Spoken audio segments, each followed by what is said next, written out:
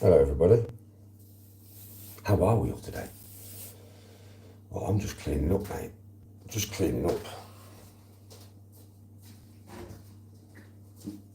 Just having a good old clean, mate. Just having a good old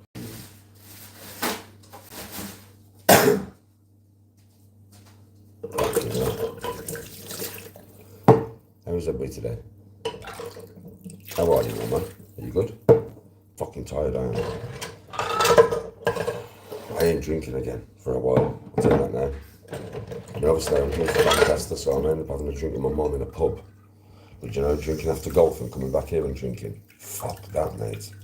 And I'll never drink Stella again in my fucking life. I'm good, Jacob, how are you? Angel. You're still on your lunch break, fair play, bro. Afternoon, Courts. How are you?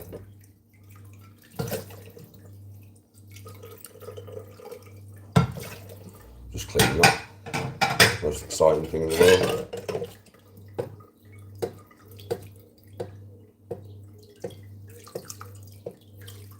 You got back pain under your shoulder blade? Afternoon, Nicholas. Might be a trapped nerve or something, bro.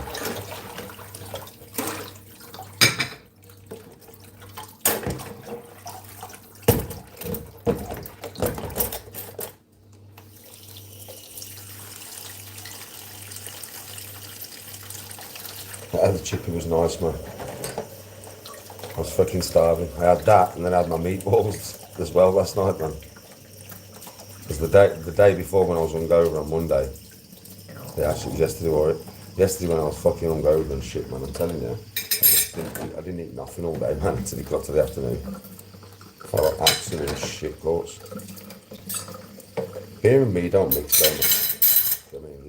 I mean, I'm not. A lot of the time, you know, I do it to give you guys content because I know you like it when I have a drink, yeah. But I swear to God, I don't fucking like it, man. Alcohol's just not my thing. Never has been, really.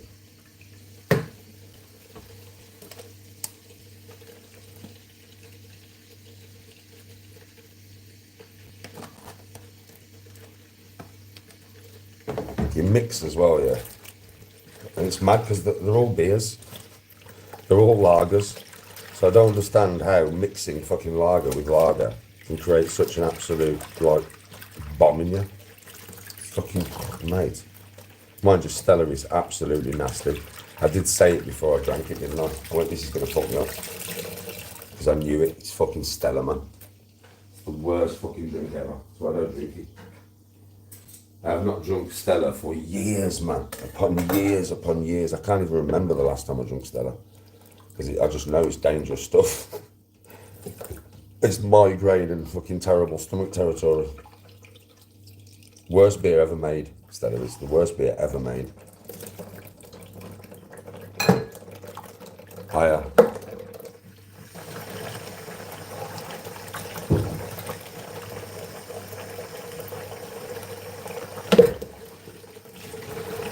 Alright, fitness fuck, how you doing? Good morning, good morning. Good morning, good morning, good morning. Yes, Gary. Oh, Tom. Well, for me personally, if I drink Stella, mate, I feel like I've been beat up by a truck or something the next day. And it always gives me migraine. And it tastes really, it's like got such a strong flavour.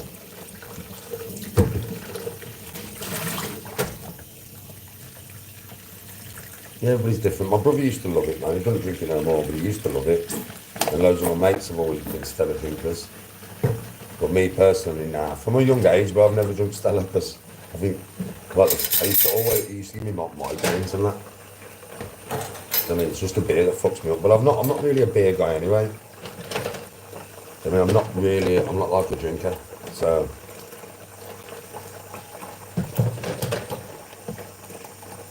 beer and me don't really mix like. I always end up feeling like shit the next day. My body's not really made for beer.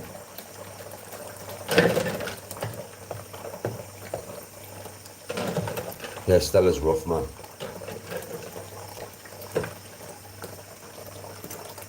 Oh yeah, alcohol is poison. You definitely feel it the day after, don't you? When you've had a good drink. You literally feel like you poisoned yourself.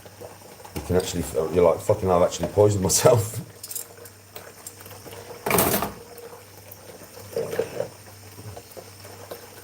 Nah, we shouldn't drink at all, really. I do it to be, like I said, I do it to be sociable for YouTube, really, because loads of people like, like to see me have a drink and stuff, or I go out and, if I'm in a pub and I'm with loads of people, I would be quite happy, like, drinking Coke. Do you know what I mean? And I'd still have a good time, because I'm just me, right? So I'd still have a good time, but I don't know, I just feel like, oh, everybody else is drinking beer, so I think I should have a beer. Do you know what I mean? It's been a curse all my life, man, I swear to God. It's not something I like doing. I'm the type of person that prefers to just drink, like squash and milk and shit like that. Cups of tea. I'd much rather have a cup of tea. Yeah, the peer pressure of life.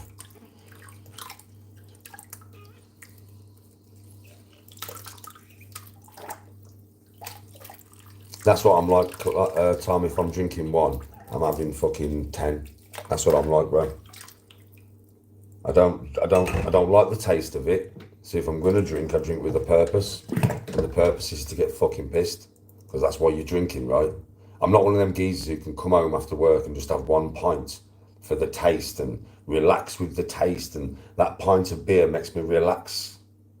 That's not me. I don't get enjoyment out of it, like. So I'm not going to sit there and just, this tastes nice. I hate the taste of beer. That's why I put lime in it. I have to put lime in it, bro. Once I'm drunk, it doesn't matter. I do like the taste of beer then, because I think your brain switches into it, kind of thing. But when I first drink a beer, I'm like, that's fucking rank. That is so nasty. I would prefer like a milkshake or a large glass of Coke with ice. Honestly, I would.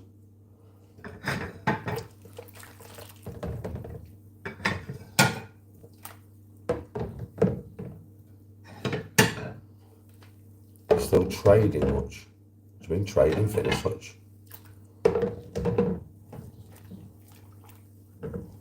Yeah, it's same with me. Nicholas doesn't really agree with me.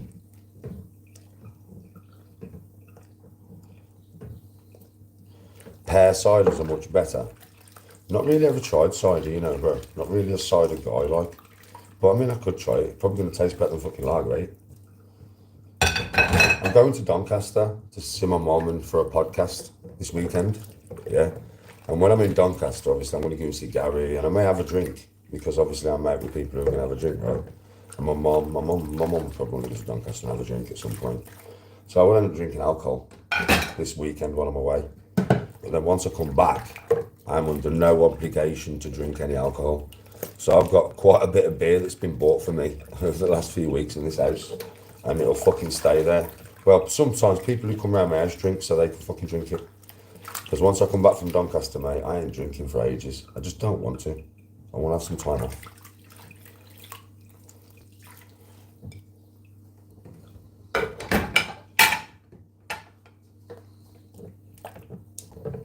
Yeah, Red Lion probably, bro. That's my mum's favourite place, the Red Lion. So, yeah, we'll probably be in the Red Lion at some point.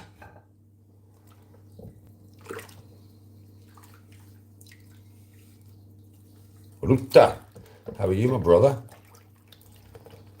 Dickens cider is really nice. Do you know the lads, Caelan and James, who play me at golf? They drink that stuff, They drink Dickens cider. Does cider even get you drunk? Like you can tell that I'm not a drinker, right? Because I don't know. I've never drunk cider. Obviously, if I was a drinker, I'd be trying all kinds of different drinks, right? But I'm not a drinker, so I've always just drunk lager because every fucker else drinks lager. Yeah, I've never really. I mean, I drunk spirits when I was younger. When I was younger, I've had some right sessions on some spirits, man. But not for many, many years. So for me, it's just always been, what the blokes drink in a pub, lager. Do you know what I mean? I've never really thought about drinking cider.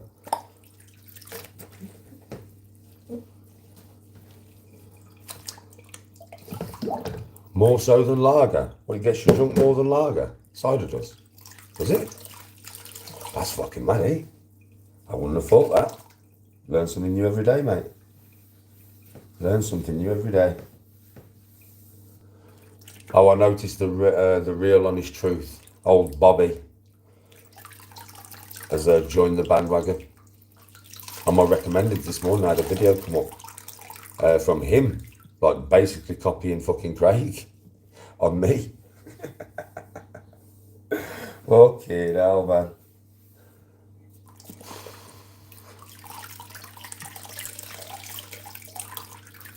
I left some comments in this thing. He was like, you've not even looked, do you know what he said in this video? It's ever so funny. The geezer obviously has not got a fucking clue. Yeah? He was like, you need to learn the basics of golf. Brother, player for 12 fucking handicap, you donut. If I didn't have the basics of golf down, I'd still go for 54 handicap. You fucking donut. You need to learn the basics of golf down. That's why, you know what he said? Yeah, do you know the reason why you're having to change your swing all the time, Danny? Because you haven't learned the basics of golf. Shut the fucking front door. Do you know what I mean? Shut the front door. Bobby, you'll probably watch this because you want to clip it, won't you? Yeah, because you're doing a Craig now, right? Bobby, do you know Tiger Woods had lessons his whole life and constantly changed his swing his whole life to better his swing? Do you know that? Do you realise that, Bobby? Do you realise all pros, yeah, have to change the swing? All pros have to keep updating the swing. That's why they practice every day, Bobby. Otherwise, once they became a pro, Bobby, they'd just stop practicing, wouldn't they, mate? Because it's perfect, right? Fucking donut, man. Got mans on here talking about golf and they don't even fucking play golf. It's ever so funny, innit? How many people on YouTube have become golf experts? And I wouldn't mind, but these fucking channels have been around for ages, right? You've never heard them once talk about golf. But now that I play golf, they're all golf experts now, are they? They're all fucking golf experts, mate. They're all golf, I'm telling you, extraordinaires. All these fucking YouTubers, right, were all pros back in the day. Don't talk about things you know nothing about, because it's very evident you know nothing about it. Like anybody who watches me play golf, Bobby, will tell you straight, any golfer will say basics. Danny's far surpassed past the basics, Bobby. The basics is grip and hitting the ball in the air, Bobby. That's the basics, you fucking donut. God, you're a stupid old man. You're talking about my morals and me being stupid and rah. You're stupid. You did a fucking whole video on me saying that I had a higher IQ than Einstein and believing that I was being serious. I've never even took a fucking IQ test, you donut. I've never took one, mate. Obviously, I was playing with the public right then, yeah. I do play with the public quite a bit, you know, when they're chatting waffle. Sometimes you ask a stupid question, you'll get a stupid answer from me. I've never even taken an IQ test. And before that video, people have asked me on YouTube and I've told them I've never took an IQ test. But on that day, people were giving me shit, so I thought I'll play with you. A fucking higher IQ than fucking Einstein. Come on. Come on, man. I don't even know what my IQ is, but I guarantee you ain't nowhere near that. But you'll make a whole video, Bobby. How silly do you fucking feel now? Honestly, how silly do you feel? Fucking hell, bro. You know nothing about golf. You're that intelligent yourself that you think that I think that I've got a higher IQ than Einstein. Fucking how intelligent are you?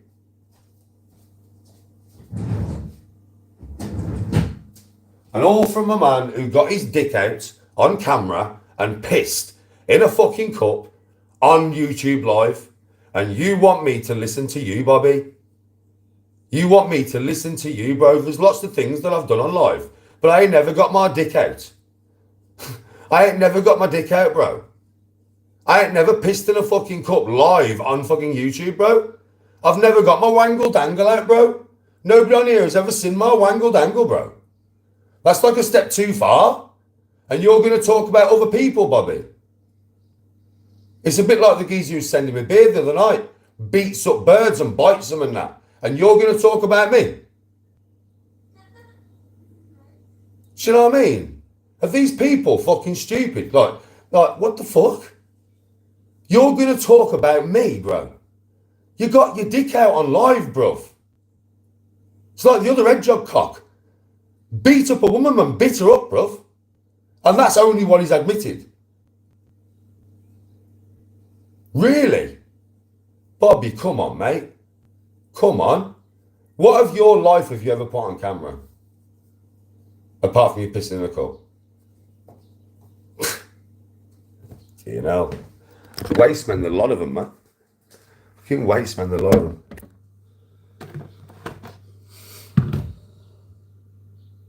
Hello, Jonah Stacey's Adventures. Who's Bobby? Bobby is the real honest truth on YouTube.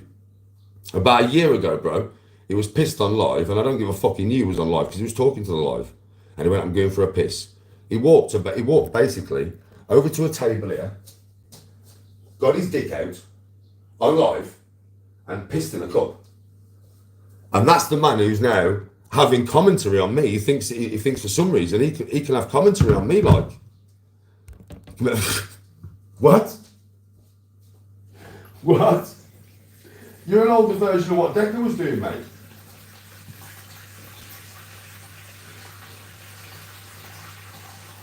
Mr. Prophet, everybody remembers that in here? Does people who watch The Dark Side, do you remember that? It's like the head jog, man. He's been done for beating up a bird and biting her. And he feels he can have commentary on me. Fuck off.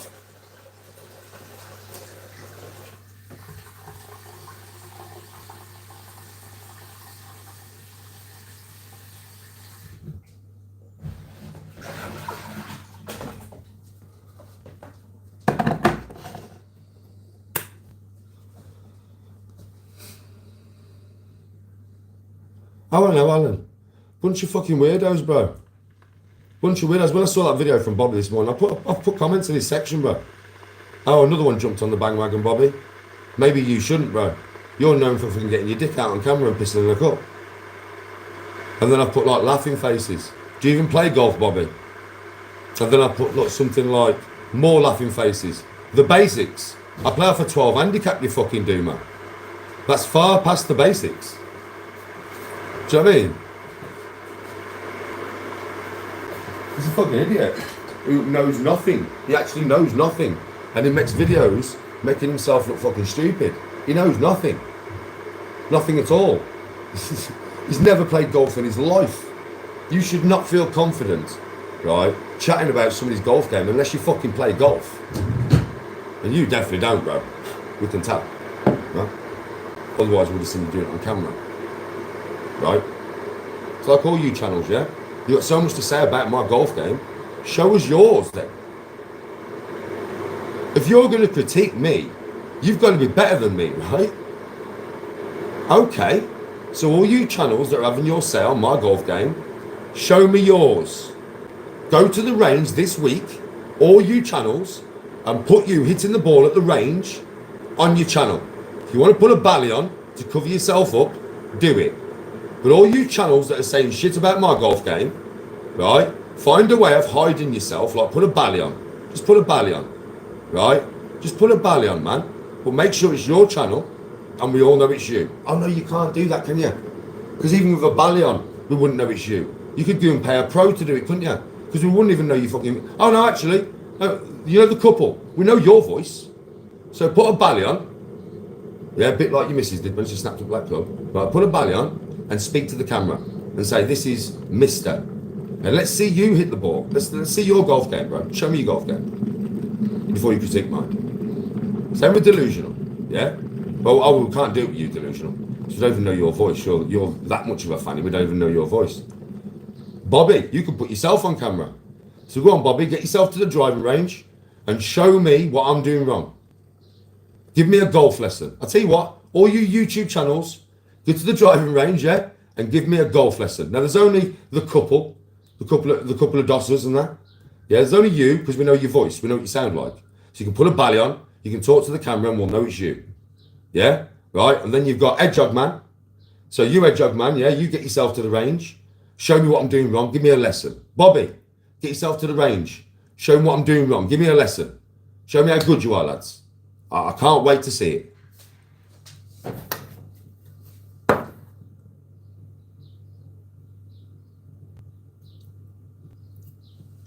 You can't critique me, mate, unless you can prove that you can play. You can't critique me unless you can prove you can play. You can't come on here and say, I'll play for 2. And you've never hit a golf ball in your life. Which is quite evident, mate. Because if somebody says I haven't learned the basics of golf, well, you don't know nothing about golf because I'm a 12 handicap. Starting handicap is 50 fucking 4. So I'm 42 shots better than where you start. I'd say I've learned the basics, like. The basics of golf is grip and hitting the ball off the floor. It's not really something I struggle with.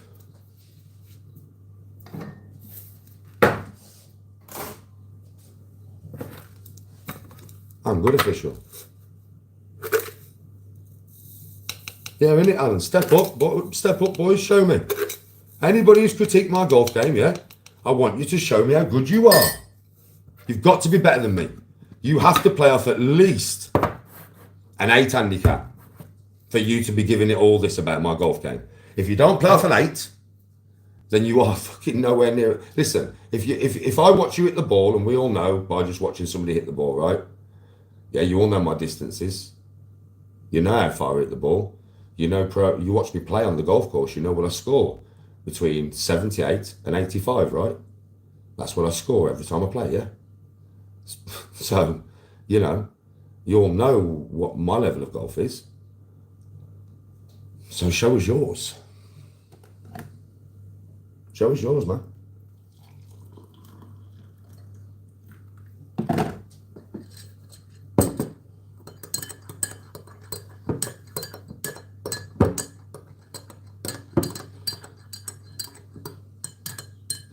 Nah, bro, listen, Alan, do you think one of them's going to take me up on this challenge? Do you think Edjog's going to go to the driving range? There's no way that geezer's ever hit a golf ball in his life. Do you think Bobby has ever hit a golf ball in his life? No. Do you think fucking Mr. and Mrs. have ever hit a golf ball in their life? No. The reason I know Mr. is not a fucking golfer is because you would never snap a Vokey wedge. A brand new Vokey wedge, you'd never snap that. Not if you was an actual golfer. No golfer that is watching this would ever do that to a club for what it was done for. Never in a million years. That's not the way a true golfer thinks, mate. That's a fucking golf club, a brand new golf club, man. So any golfer watching will be like, nah, Danny, I agree with you. No true golfer would do that. Never.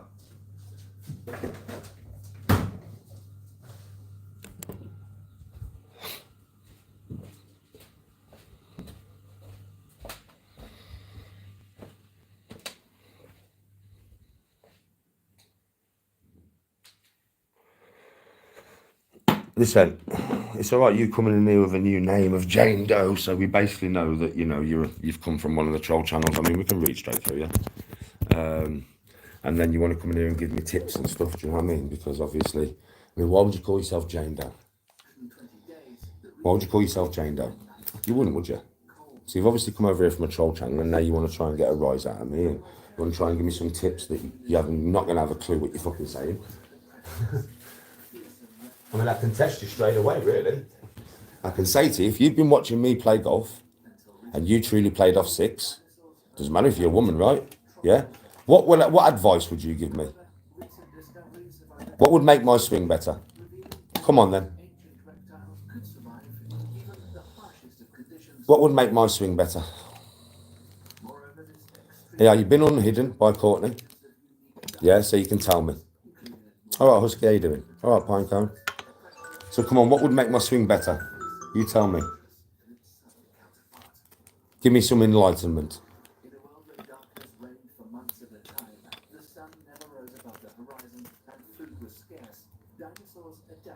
It's not hard. I'm leaving myself open too much in my swing. That's not my problem.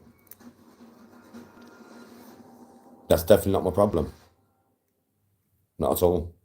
At the end of the Cretaceous period, the North Pole was nothing like it is today. Instead of vast icy wastelands, that's not my problem.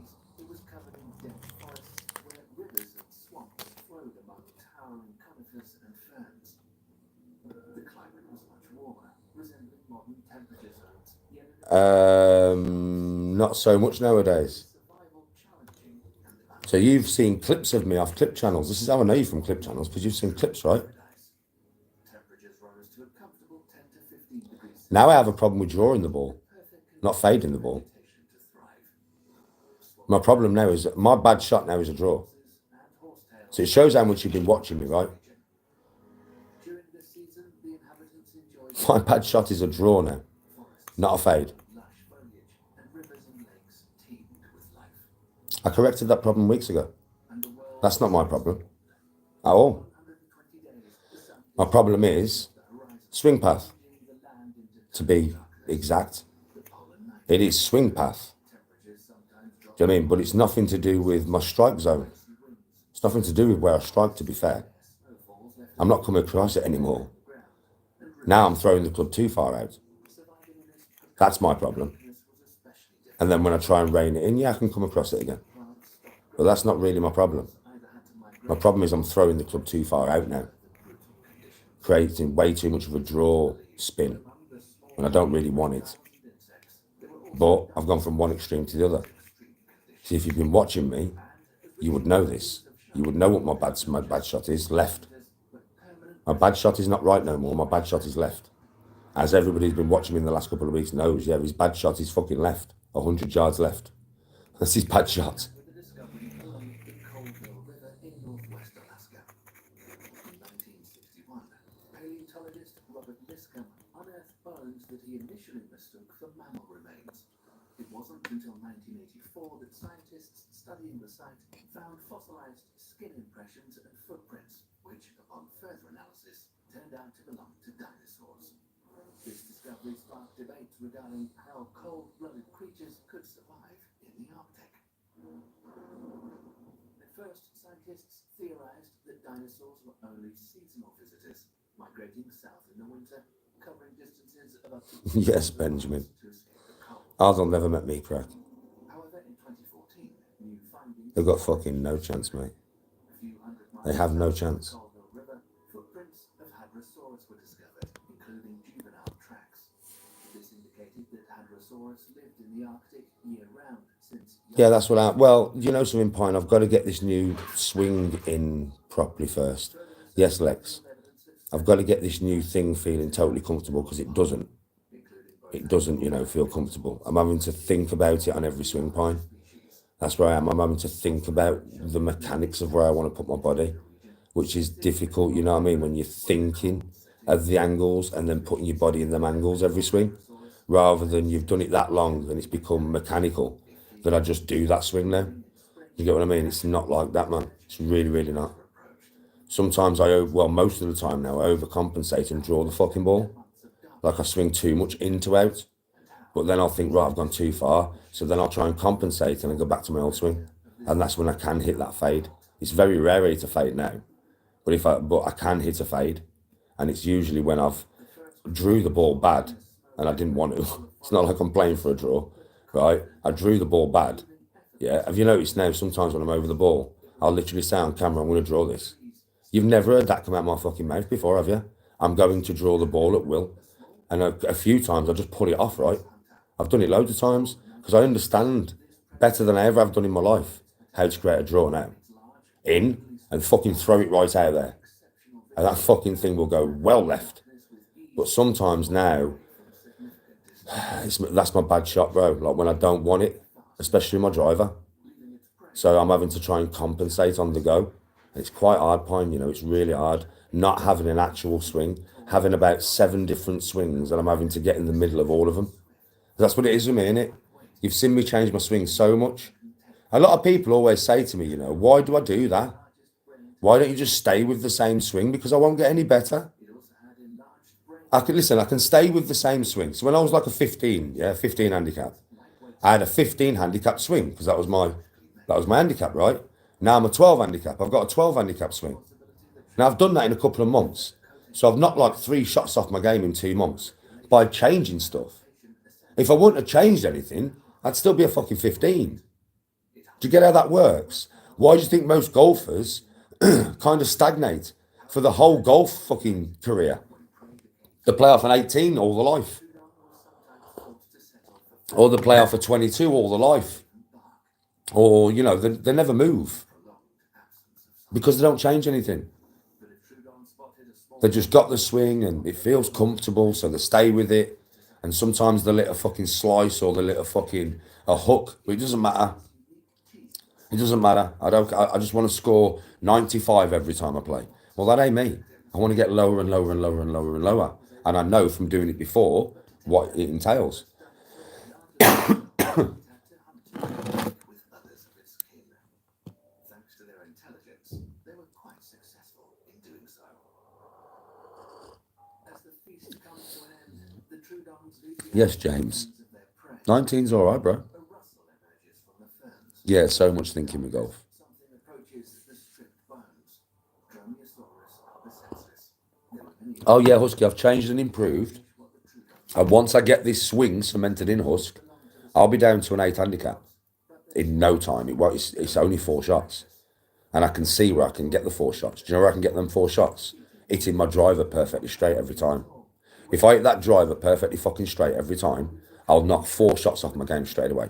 And it's an instant thing. As soon as I get hold of that fucking driver, yeah, I will knock 4 shots clean off my fucking game. Easily. Because there's other aspects of my game that have come along so much since like 4 or 5 months ago. My chipping, my putting. Around the green, I'm quite deadly, right? You watch me all the time. I play some right fucking shots, mate, around them greens. I do, don't I, with my 58 and my 54 and shit. I'm very good, right? I'm very good, right? Yeah? Now, 5 months ago, I was not as good as chipping and I was not as good at putting. So those aspects have gone up. My iron work, I would say, is about as consistent as it was with that other fucking swing that I had. But, and there is a big but, the connection when I hit the ball is better, way better. My driving, though, it's letting me down. And for some reason, it's translated into my 3-iron. Now, you all know from watching me, that's the one thing, I've lost my 3-iron. 5 months ago, you know, put me on the tee with that fucking 3-iron, mate. It's 240 yards straight down the fairway, every fucking hit. And now I'm struggling to hit my fucking 3-iron, which is so weird to me because I haven't changed the 3-iron. That driving iron stayed in my bag.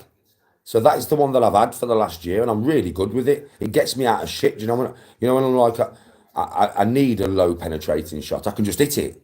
Not now. I don't understand what's going on with that thing. Yeah, and the driver. Like, it's nowhere near as consistent as my old driver. It goes further when I hit it well, but I don't hit it well as much. If I had my old driver in my bag now, I'd be a 10 handicap already. Just with that, and knock 2 shots off my game where it is now, easily. Just my old driver, even though it doesn't go as far, because I hit it perfectly fucking straight. That's the thing, innit? This new driver, I can hit one, 325 yards, another one, 330 yards, straight down the centre. And then the next one, draw it that far left that I'm fucking in bare trees and I've got to drop a ball. And it adds a shot and then puts me under pressure because I've got to drop the ball on point of entry. So if I fucking drew it left hard into some trees, the point of entry, it's going to be like here. Now, if I would have put that straight down the fairway, I would be going on the green with a 9-iron. Now, because I've fucking drew it left and it's going into the trees, I'm at point of entry, I'm probably fucking 190 away from the pin. Do you get what I mean? And now I've got to smash my 6-iron and get it through the wind. And that's where the 5s are coming and the 6s are coming. The 5s and the 6s are coming from my fucking tee shot. I know exactly where I'm fucking up. I'm fucking up off the tee. And it's really hard to correct it. It's doing me nothing. I'm trying. I know the shot's in me because I play it sometimes. I hit the ball mint sometimes. But then sometimes I just hit it shit, man. Like, it's a shit shot. And I kind of know what I've done wrong when I've hit the shit shot. But it's too late after I've fucking hit it. You get what I mean? And like, I can't take it back and go back to the tee and say, just let me have one more go. I know what I did wrong. It's not the way golf works, is it? So...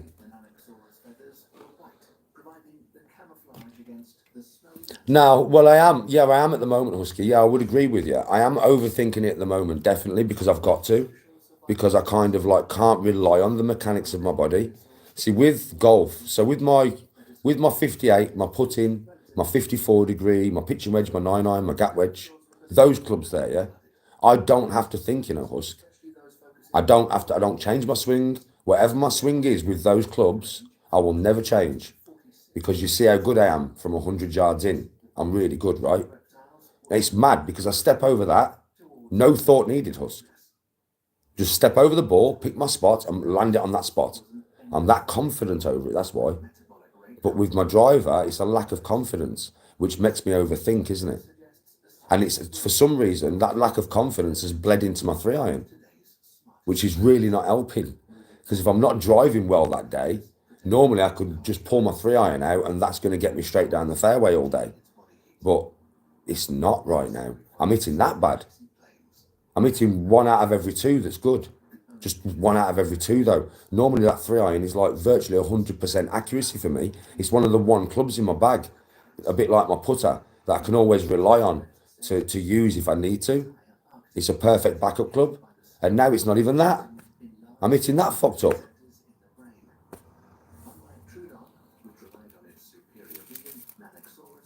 Yeah, mental block, bro. Mental block, I think.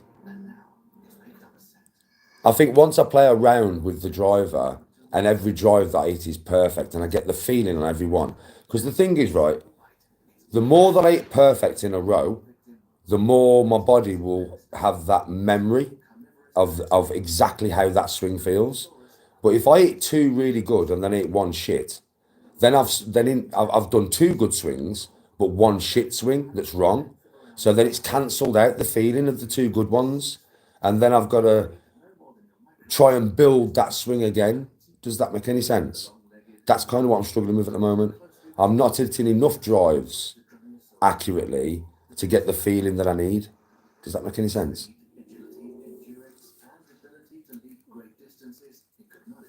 Oh, Benjamin, I agree. So many people take the piss out of me, bro.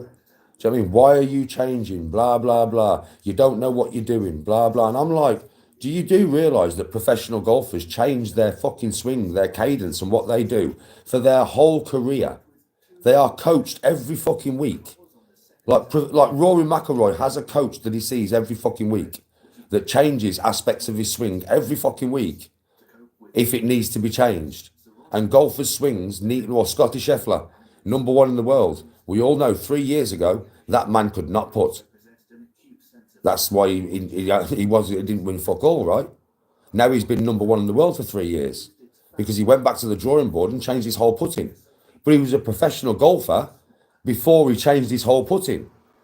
And he's changed everything about his putting. It's a whole different swing, a different cadence, a different way of looking at the putt, a different way of measuring the putt. But hold on, he was a professional golfer. So why did he change the way that he puts? Because he had to get fucking better.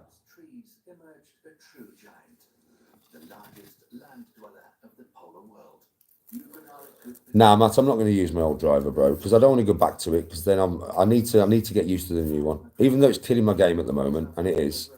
The more I use it, the better I'll get, and it'll click. It'll click eventually, bro. It will click eventually. I hope it's sooner rather than later. I really do. It's a bitch for me, because it's a bitch for Whitty as well, I think. Because if you watch me and Whitty play now, you can see where the strengths and the weaknesses lie, right? We are similar in handicap. He's 2 better than me. So Whitty plays off a 10, right? I play off a 12, yeah? Now, but when you see us play, you can see where his strengths are. So his strengths is off the tee with that fucking driver of his. He hits it lovely, yeah, right? 280 yards every time, man. I swear to God. Right, and his iron work. Once he gets close to the green, he's not as good. And his putting is not as good as mine, right?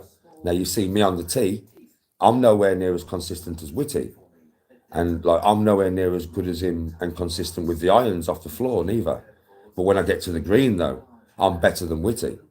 We were saying the other day, if I could get his consistency from tee and long irons, and he could get my consistency with chipping and putting, we'd both be off a fucking 5 handicap. It's mad how his weaknesses are my strengths and my weaknesses are his strengths. It's a bit mad, that, really.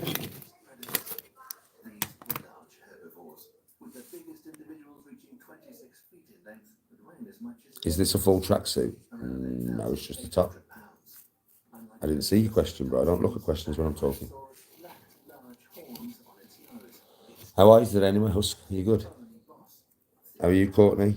How are you, Alan? How are you, Gary? How is everybody? How are you, Pine? How are you, Ruta? It also had a Afternoon, West Side. in tough vegetation, and its massive tail helped it maintain balance.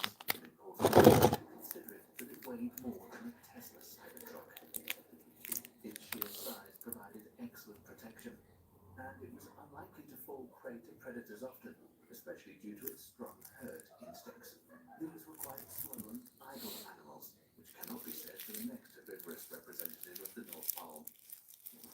Oh, so who's gone back to work? Dinosaur relied on speed for its survival. Matt's G. Even outrun I do watch the PJ. And I watch Liv. about Alaska a member of the Pachycephalosaurus family. The sprinter moved on two long, powerful legs, Yes, Alan. following only one principle. Oh, Alan, it's just obviously it's the truth of golf, mate. It's the truth of golf, that, mate. That's the truth of golf. It's a very, very hard sport. And your handicap starts on 54. So it tells you how hard it is. Do you know what I mean? And then you can tell the levels. You know what I mean? As people are coming down. This was likely used in displays of strength It's a very, very hard sport. Extremely hard. species. The dome-headed dinosaur's front limbs were relatively short and well developed, likely featuring 5 fingers. Its skull was approximately 8.5 inches long. Mechanic's a really nice course, well maintained. For me, bro, do you know a course? It's greens. I will still play the course if the greens are shit, but I don't like it, you know, because it's not like you're not supposed to put on greens like some of the greens that you've seen me on over the last fucking 6 months. You're not supposed to put on greens like that, man. And I know it's winter, but they just take a lot more looking after. And some of the greens, mate, fucking hell. So if the greens are good on a course, I enjoy playing the course. I always do when the greens are good. Body measured 12 feet in length and weighed around 300 My Warzone Addy, the real Danny G. height, slightly exceeded that. I am looking forward to the tournament, Husk. Ornithomimus I am. powerful long legs with 3 If I win again, it would be funny, wouldn't it? But surely I can't win again. with a toothless beak. I just can't. Somebody else has got to turn up on the day, I think. I just can't win again.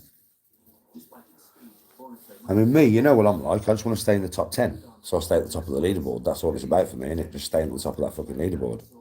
But, nah, surely I can't win again. I doubt it. I can't see me winning this time. But if I stay in just the top 10, even 9th, even 10th, then I'll be happy. Just 10th or under, and I'm good. they were the standard image of monstrous plant eaters. Golf courses charge. I'm not playing golf today, no. But as time went on, we could Yeah, some of them are like World War One bunkers, one of them greens, Benjamin. Jesus Christ. I can win again, Pine. I won't go with the intention of winning. That will not be on my mind. Puts too much pressure on yourself. through to the 1990s. Mine is a score. I have a certain score in mind. I do it every time I play, right? I play to get this certain score. And if I get it, I'm happy. For me, it's like between 34 and 42 points. As long as I get between 34 and 42 points, I'll be happy. Sadly, a lot of dinosaur bones that were discovered back then Yeah, it's solid, Matt. Golf is fucking solid, mate. too. All the fossils simply disintegrated, and no other examples. People who don't play it think it's easy. The largest complete fossil You can't say it's easy until you go and try and play it. that's been found Literally. is the Brachiosaurus, which ranged And I don't mean going to the golf range and slicing a few balls right about fucking 100 yards. I don't mean that. I mean actually playing the fucking game on the golf course and getting round in a reasonable score. It's not fucking easy. Yeah, golf's brutal. Brachiosaurus reached higher vegetation without straining its long neck. Some Yeah, I did burn myself out, bro. Proper burnt myself out. stood up on its hind legs. Proper. Just trading too much, man, and fucking playing golf too much. And I've been chilling out, mate. I've not really been doing much, to be honest. For about 100 years. But I've been enjoying not doing anything because I'm always active, right? I'm always doing fucking loads of shit. And it's been nice to not do fuck all, to be honest. Early Cretaceous with other giant Yeah, it's a thinking man's sport. This huge beast is called Patagotitan majorum, or better known as Titanosaur. Many fossils of this dinosaur have been found, including a thigh bone that measures 2.4 meters long. With some of the pieces of the puzzle, it had its skeleton completely cast and was unveiled as Oh, a man. museum of natural history. The skeleton of the Titanosaur is so big that its head and Oh, by the way, out in the hallway. if anybody likes that penguin jacket that I've wore, Dinosaur was estimated Yeah. to weigh around 60 it's not 100 odd quid. That was with the trousers and the top that Tony got me as well, yeah. That's how much it all come to, and I misheard her, because I don't even know this shit. I don't know where she buys this stuff from. Yeah, I think it's about 50 quid or something, you know, that penguin jacket. And it's a nice jacket, you know. It really is a nice jacket. So yeah, you can get it for, I thought it was like over 100 quid, but that's because I only hear half a conversation sometimes, right? So, nah, the trousers that she got me and the top and that was nearly 200 quid. I mean, that itself was about 50 quid, I think. So if you like that jacket, because some people like on TikTok have been like, yo, that jacket's fucking nice, man. Well, it's not that expensive. It's like penguin. I've heard of penguin before, but I've never had a penguin jacket before. That's the first time one I've had. No complete skeletons have been found of Argentinosaurus, but what archaeologists have found gives us a clear picture of how big this beast really was, growing to a length of 37 to 40 I don't smoke meters, any green or anything when I'm playing golf, mate. somewhere between 90 and 100 metric tons. But there were not only herbivorous dinosaurs that walked on all fours. There were some really big bipedal plant-eating dinosaurs. That training I did was intense. Oh, it is, bro. I'll be honest with you, Alan, listen. I'm not going to come and take you and Gary through one of my training routines, bro. Because it's something else, bro. I'm just being honest with you, but kid, it really is like, it's the volume. That's what it is. It's the volume that would fucking wreck you. Because you see what I'm like, bro. It's like we're going to do side lateral raises, lads. Okay, what we're using. Well, I'm at the gym. So I'm going to be like, definitely at least 10 or 12 key dumbbells. How many we're doing? 70 an arm. Okay, what we're doing next? Upright row. What we're using? Just 30 key. How many we're doing? 120. Shoulder press. Okay, how many we're doing? 3 sets of 70. It's the volume, bro. Unless you're used to that kind of volume, it's like, what the fuck? Your body just goes into fucking like, mode. For me, it's a bit different. It fucking kills me, but I'm used to doing that kind of volume, innit? With a lighter weight and fucking shitloads of volume. I'm coming to your gym though, so I'm going to do it your way. I'm just going to train shoulders with you and Gaz. I'm going to film it, but I'm not going to have no inputs, really. I'm just going to let you guys take me through a shoulder workout that you want to do. Yeah?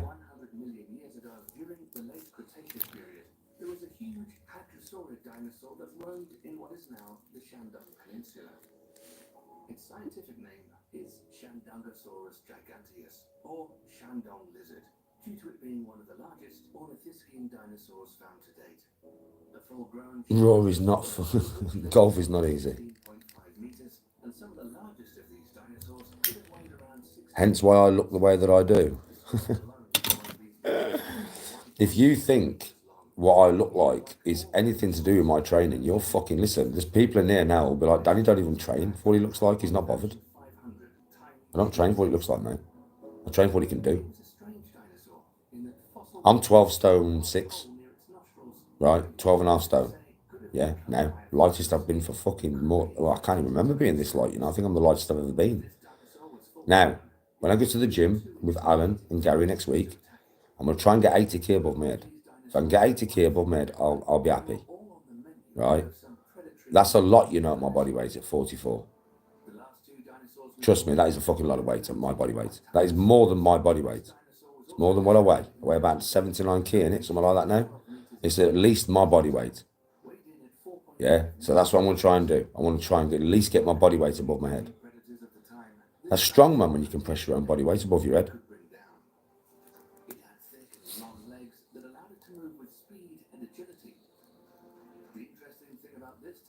Predator is that it has a unique locking mechanism in its 1.2-meter long jaw, which yeah, it's like, bro, I have 10 key dumbbells over there, and I do like 50 side lateral raises strict as fuck on each arm, you know, bro, with 10 key dumbbells. I am strong, brother, for my size. I'm not the strongest dude. I was stronger than this before when I was bigger. When I was 13 and a half stone and I was training all that fucking madness when I was about 2-3 years ago. Yeah, I was stronger than I am now. Definitely. But not drastically stronger, considering I'm a couple of years older and a stone lighter. Not drastically stronger. Back then I could press, what, 100 kg above my head? But I was a stone heavier. And I was 2 years younger. So if I get 80k above my head, yeah, I'm buzzing, bro. Trust me. It's strong, and I'll be happy with that. 20 and 32 kilometers per hour. And if something wasn't fast enough to escape the Tyrannosaurus Rex, you'd have to contend with a 1.2 meter 7 20 key plates aside. Fucking 140. So you know something else? It's mad, you know. pounds of force. So our machine in the gym, the actual machine itself, I know because obviously it's 50 key. The actual thing itself is 50 kilograms. The largest T-Rex Yeah. could have weighed a whopping 15 And I can do like 6 aside, you know. My legs are strong though, you know. If I'm like, and I can do that now. I can go to the gym right now and do that. anything with that incredible I can always do that weight. and those 30 Yeah. centimeter long teeth. Leg press is something I'm strong with my legs, man. Even though I don't train them too much nowadays, you know. I only train them about once every 2 weeks because I'm playing golf all the time, innit? And I found that when I was training my legs every 3 or 4 days, mate, going on that golf course, I was walking up the hills and like, after a while, my legs would get shaky and I'd be over the ball trying to fucking keep my posture perfect and that. And my legs would be all fucked up, man. I was like, fuck this. So I do it about every 2 weeks now. I just hit them hard. But I only do them literally about once every 2 weeks, man. But I don't go heavy no more, Husk. I just use that 50 key and fucking throw it around, man. You know what I mean? Do squats, I do lunges. I do calf raises. I do a bit of hack squat, straight leg deadlift, hamstrings. Don't really do much more. Kilometers per hour, thanks to its larger and more powerful leg muscles. Even though this dinosaur might be bigger than T-Rex, if these two got into a battle, it might be better for Giganotosaurus to run. I would imagine for his size, Huskies, yeah, he would be doing a lot. Just terrifyingly scary, if not more. I'm also very aware of my knees now, to be honest. Very aware. Discovered back in 1912 by German paleontologist Ernst Struve. Yeah, bro, I sling 50s around all the fucking time. Fossils were destroyed, I can curl that 50 key, bro. but drawings with notes of I can curl it, Alan. detailed enough for paleontologists I can fucking curl that, bro. ideas of what it looked like. And don't forget, that's 50 key metal weights on a fucking Olympic 20 key bar, bro. I can probably get more on a Z bar, right? Because if I can curl that, I can probably definitely get more on a Z bar. Do you know what I mean? So, I'm fucking pretty strong, bro, for my size. You shouldn't really be able to curl that weight at fucking my body weight. Really, should you? Like, I'm fucking strong. Paleontologists in Moroccan Sahara found a mostly complete tail of a Spinosaurus. With its huge sail on its back, the dinosaur stood at 6.5 I can get that fucking 50 key. 1.75 meters. Bro, I can take that from floor, you know, and get it above my head. At least 10 reps, you know, Al. I can take that 50 key from the floor and press it above my head at least 10 reps, you know, bro. And it's from the floor as well, don't forget. Yeah, so that's why I should be able to get 80 key. If I can do 10 key with that 50 key, taking it off the fucking floor, I should be able to do 80 key for 1 rep, right? Surely. Fucking surely, bro. Come on, when I'm sat down on a bench, on an actual shoulder fucking press, fucking like rack. Surely, bro, come on. I'll be pissed if I can't, you know. And if you want to see more videos of dinosaurs, then make sure to stay tuned here by subscribing. Thanks for watching.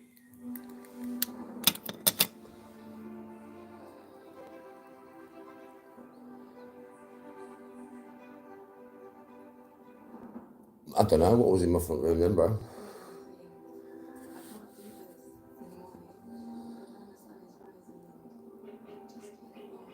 I don't leg drive, Husk. I literally don't, you know. You know something, I'll do a few reps with it. And you'll see, Husk, I don't use my legs at all. Once it gets to here, I'm just pressing with my shoulders. It's like I'm sat down. Because obviously I know if I leg drive, do you know what I mean? But I don't leg drive. There's no leg drive at all, you know.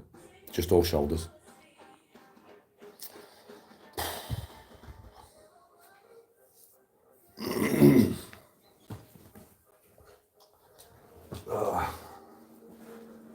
I will plan on doing this, but I'm curious to see how many I can get. I've got it. If I don't get 8 of these, I'm going to be pissed. I should get at least fucking 8, man. I will get 8. It's not like, no, I will get 8. I fucking will get 8. I will.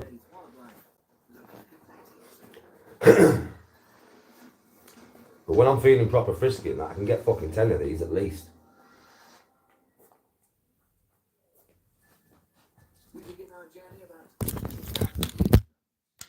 I shouldn't talk about training when I'm not planning on training. Because then I always end up fucking training, right?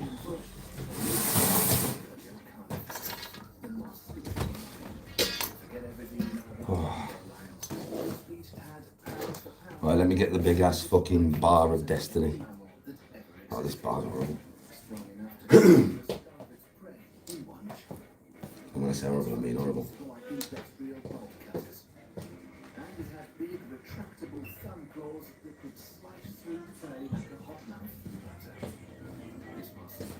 It's just, even just these bars, you know.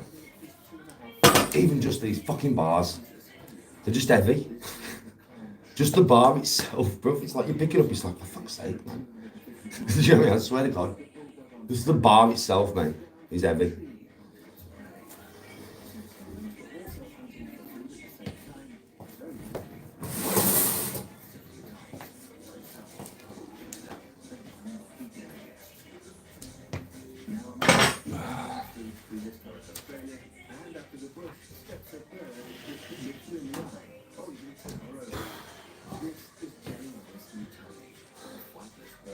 Yeah, he's training on site with me, bro.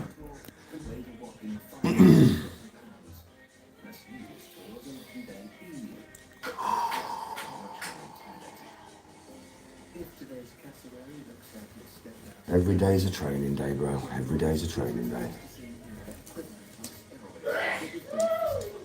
Right, let's just do a few of these. Just to warm up a little bit. So I don't pull anything. Just the bar.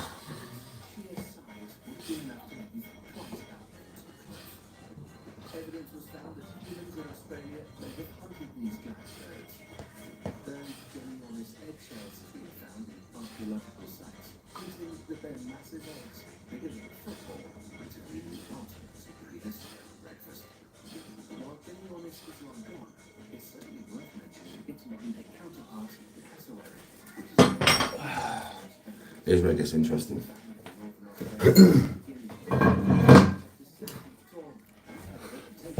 When you put them fucking bad boys on it.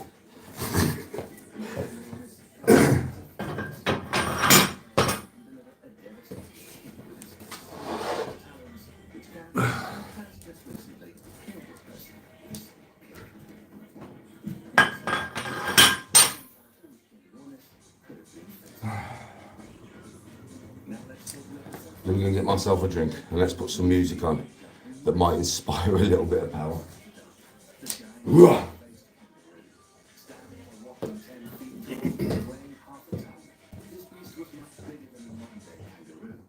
Its face was short and wide, perfect for chomping through vegetation, and its arms were long enough to reach high tree branches.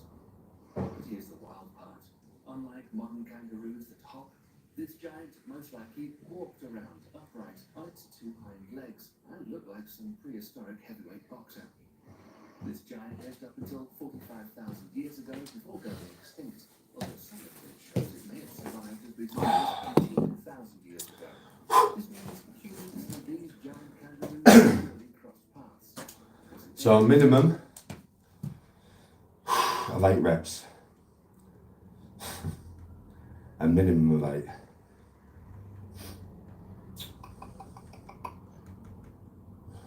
This is the best music for this shit. You can do it when you be and cue it.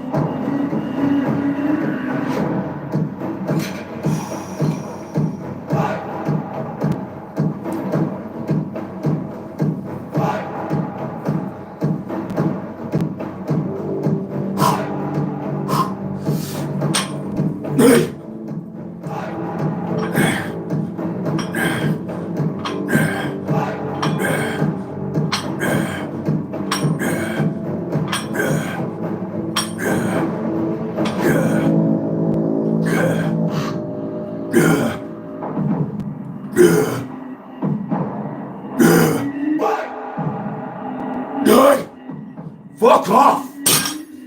14 cunt!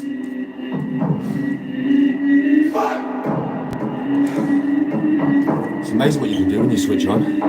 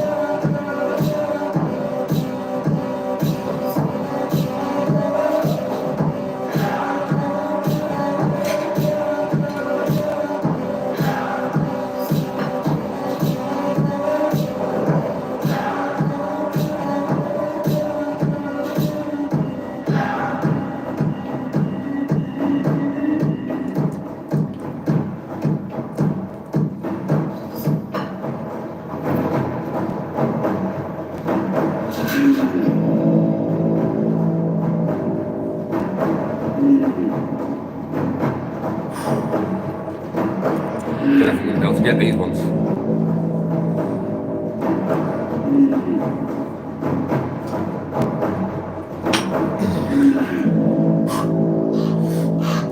Nay!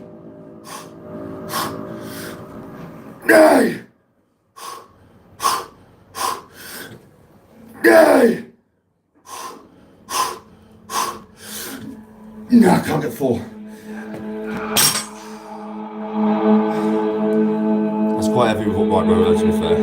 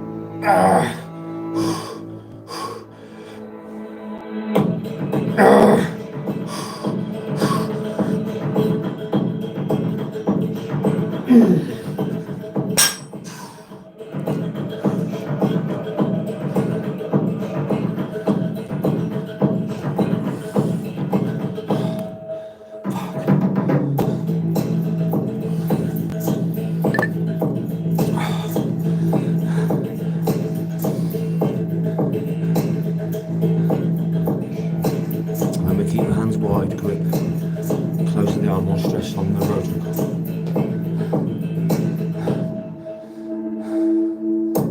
Good thinking, that man.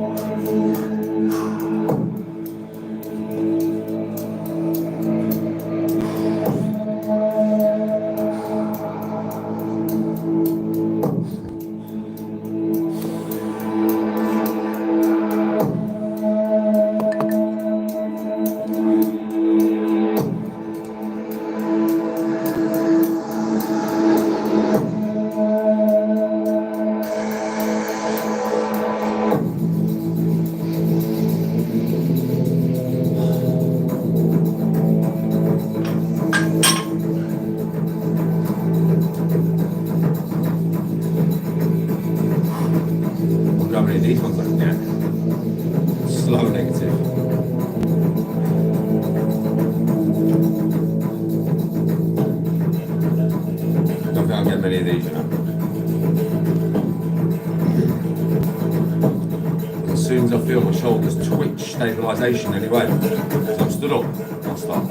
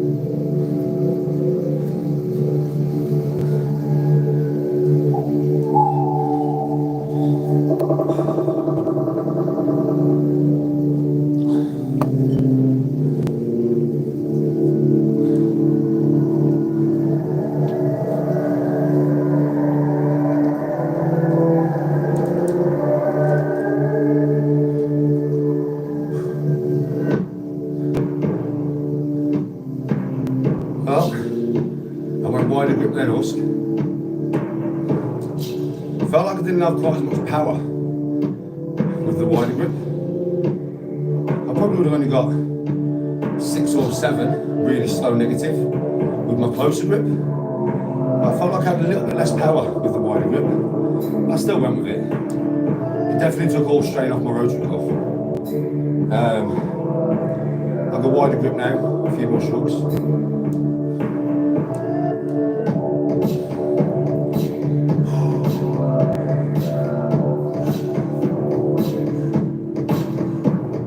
These ones, I'm going to go ultimately slow. And I'm going to let them drag my fucking shoulder all the way down.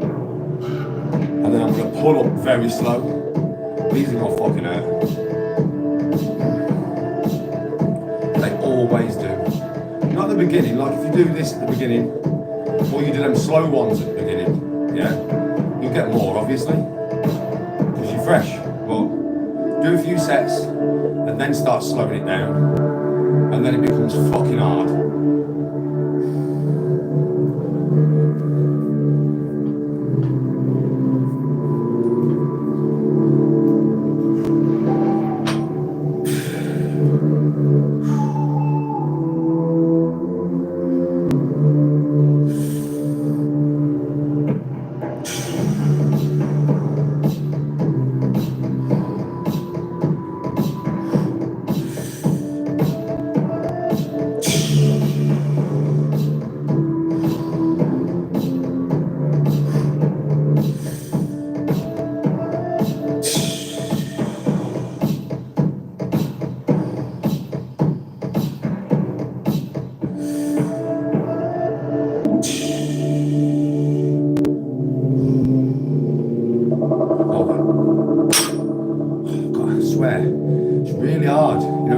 Hand after the operation to grip like that for too long. I'm gonna have to turn my grip round.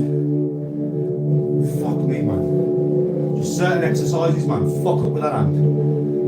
I don't think I'm ever gonna have it back to full strength, swear to God.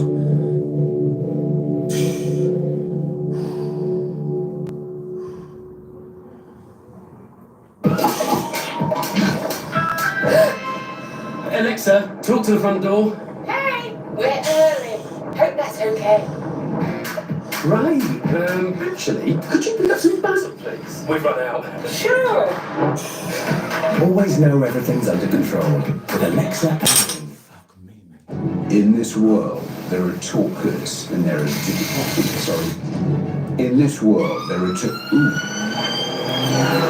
In this world, there are talkers and there are Really? In this advert, there are two. Introducing the Kickabout Interactive Trainer. Take aim and kick the ball into the goal. Shoot left. No. I've never used scraps, you know, Husky, because I've already had I've got a really strong grip. Well, did have. This hand still has. But this, after them plates and stuff we've been putting here, it's really hard sometimes. It's like these two fingers. These ones are alright. Yeah, these have still got pure grip. But these two, they just don't, man. You know what I mean? I'm trying to strengthen it, you know, as time goes on, but it just doesn't seem to be working.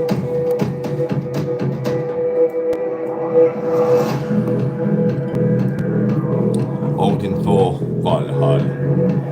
Hello, bro. Yeah, I think I might have to get some Husky now, just for this hand, because it fucking struggles, man. It's alright, certain exercises. If I'm gripping sideways like this, it's fine, because most of the grip is on the front part of my hand. I can maneuver it to get it all on these front two fingers, and I can hold a lot of weight like that. You know, my hands to the side. But as soon as I put that hand like that, like I can grip quite a lot of weight with it like that still, but I can't like that. As soon as I go like that on the bar and I grip like that, yeah, I can't. It just the grip goes quick, man.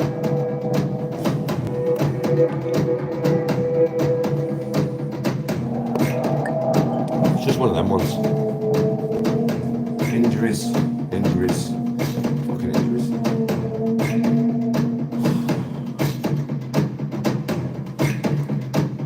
It's annoying, to be honest with you.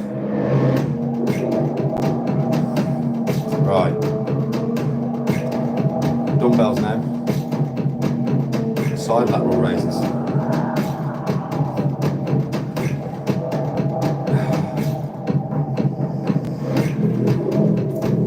I always say, with these, I want to get at least 16 on each arm. But only 10 key. The most I've done is over 100. That's the most I've done, but that was fresh. Right now, I want at least 16 on each arm. Let's just say that. How many I actually get, I don't know. I don't count. I'm just gonna rep. I'm just gonna rep and rep and rep and rep and rep. Yeah, until I can't do no more. So I want effectively 32 reps, 16 on each arm effectively. That's what I'm after. I'll be very surprised if I don't get that. I'll be very surprised. It must mean my shoulders are very tired. I'll let you guys count.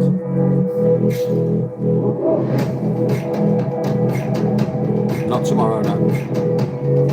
I'm not training shoulders with Gary and Alan till Monday or Tuesday. So they'll be fresh by then. It's like I'm training them next week. So I just wanted to be honest, I wasn't even going to train shoulders. No training today. It's just I was talking about training next week and I want to get 80 key, and I thought, well, let's do a few reps with 50 and let's see if I can get because I thought I should get at least 10 reps with 50 key. I got 14, so we'll see what I get. We'll see what I can press. Hopefully I get 80 key. I should at least get 70 key. But we'll see.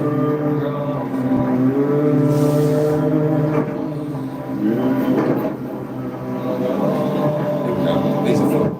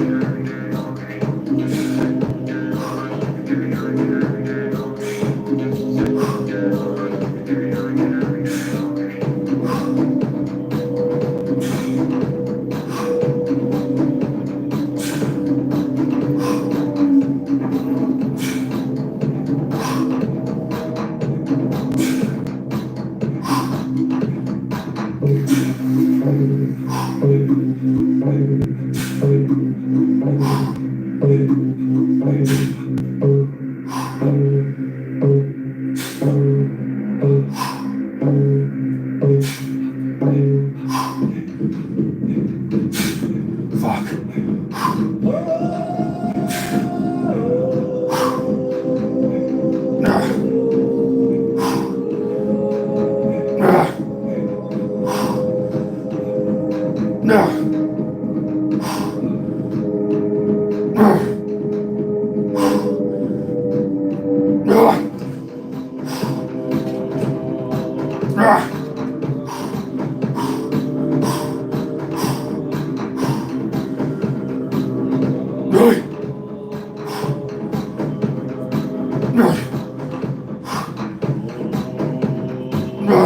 My grip's going.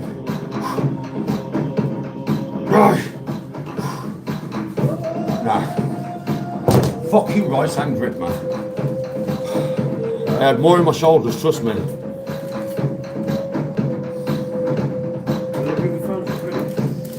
What? No, just this one.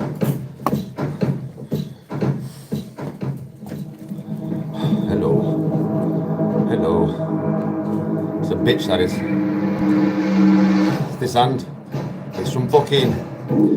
It's from shrugging, not shrugging, upright rowing, and did 3-4 reps or something. But as soon as I did that, with that 50 fucking key, yeah, I felt it weaken. And then when I did shrugs, I felt it weaken further. Yeah, swear to fucking God, man.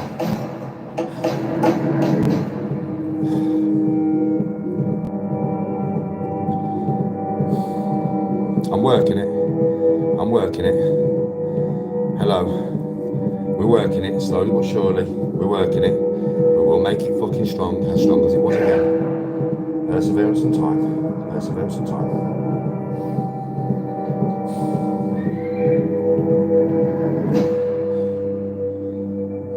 I'm great, bro. Training, bro. Training. Training.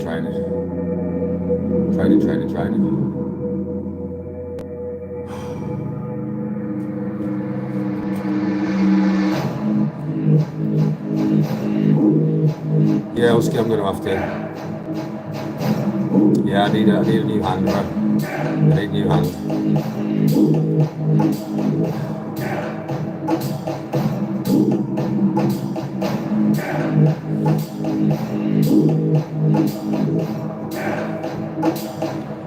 Some Viking meatballs. Viking meatball. Meatball. Viking meatball. Meatball.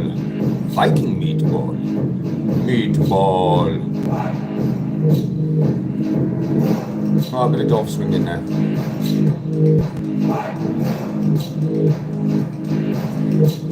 It's going to be funny gripping this club now. It's going to be funny.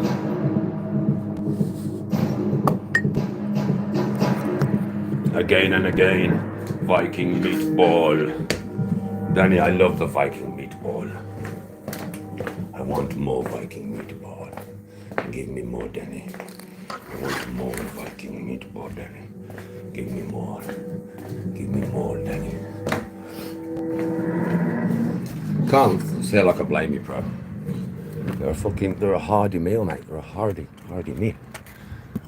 Alright, just some swinging. Nice and soft.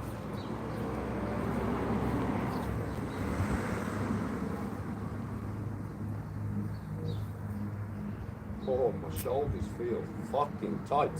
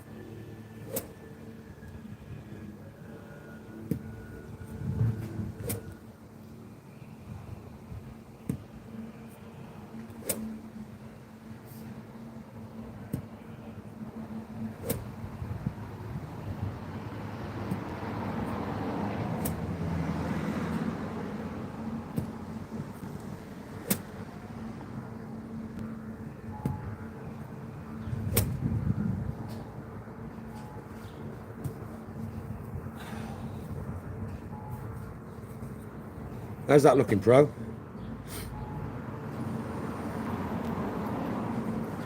Hello, Laura.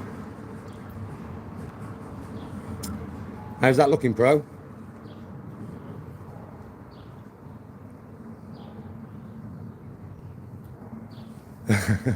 Yes, Alan. Yeah, it's good training, bro. Very good training.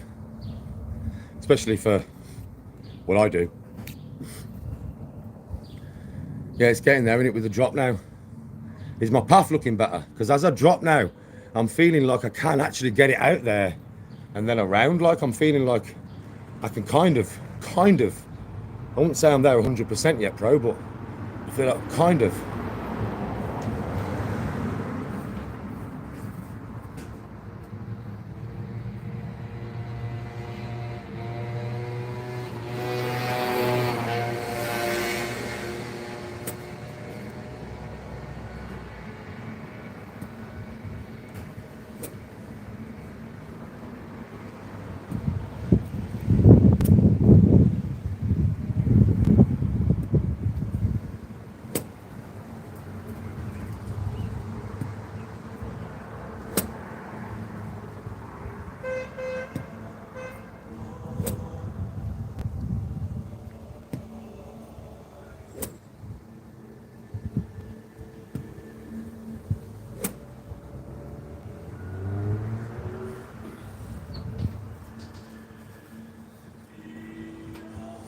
%80.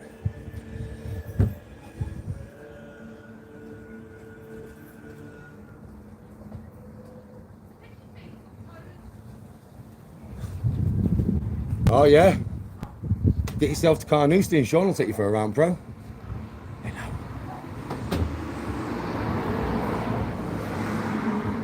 Hello, Rach. How are you? Hello, neighbour. Hello. How are you? Good. How are you both today? All right. School run and that? Danny J, Danny J, Danny J.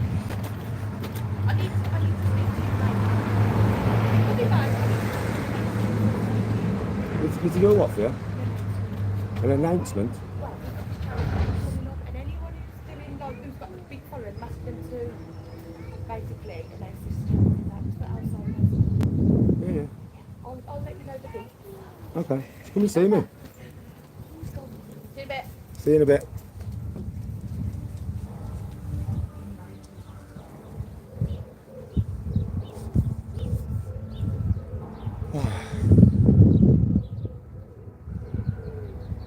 Stretching is so important. Oh, with your shoulders, you mean? Yeah, it is. It is. You've got to keep them mobile. You have to keep them mobile, like.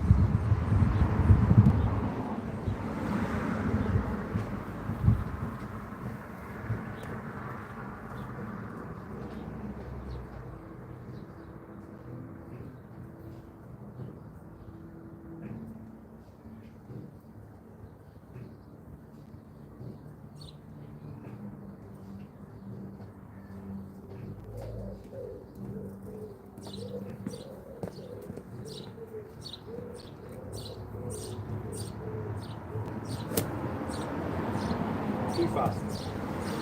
Too much.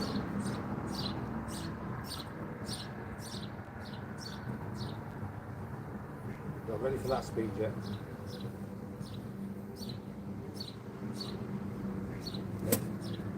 That's the speed.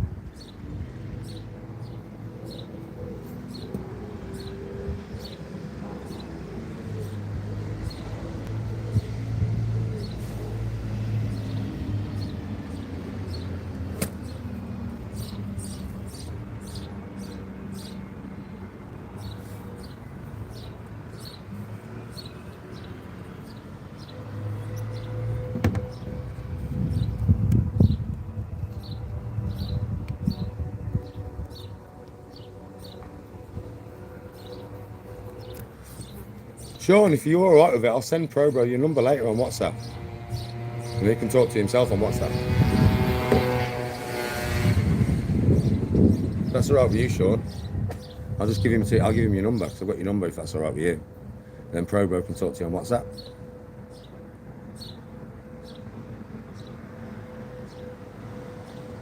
Oh, I do. I'm always kind of stretching because of the way that I train and stuff, innit? So I am always kind of stretching, right? Just because of the way that I train, you know what I mean? It involves a lot of stretching, doesn't it?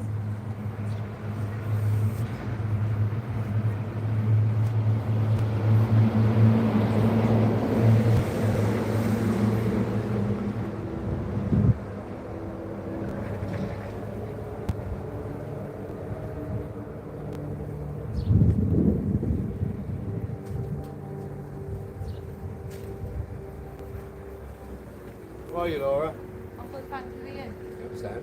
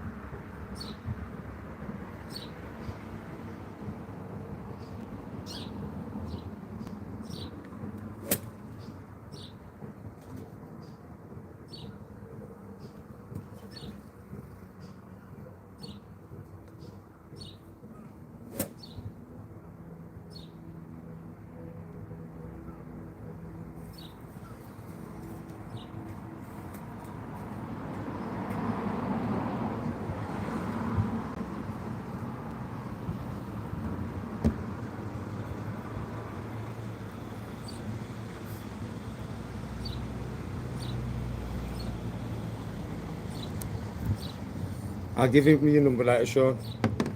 I speak to Probro every day.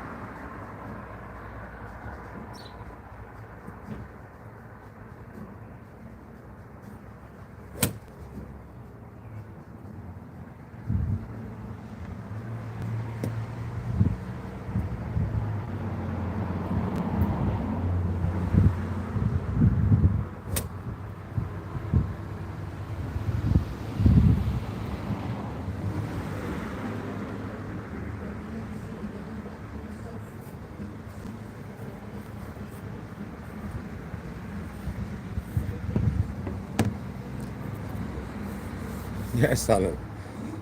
It's always, I'll always be working on it, bro, no matter how good I get. It'll always be a work in progress if I want to get better. So I'll always be working on it, but like this constant thing, you know what I mean? Certain things I don't work on as much. Woods, hybrids, stuff like that. I work on quite a bit because this is where the weakest part of my game is.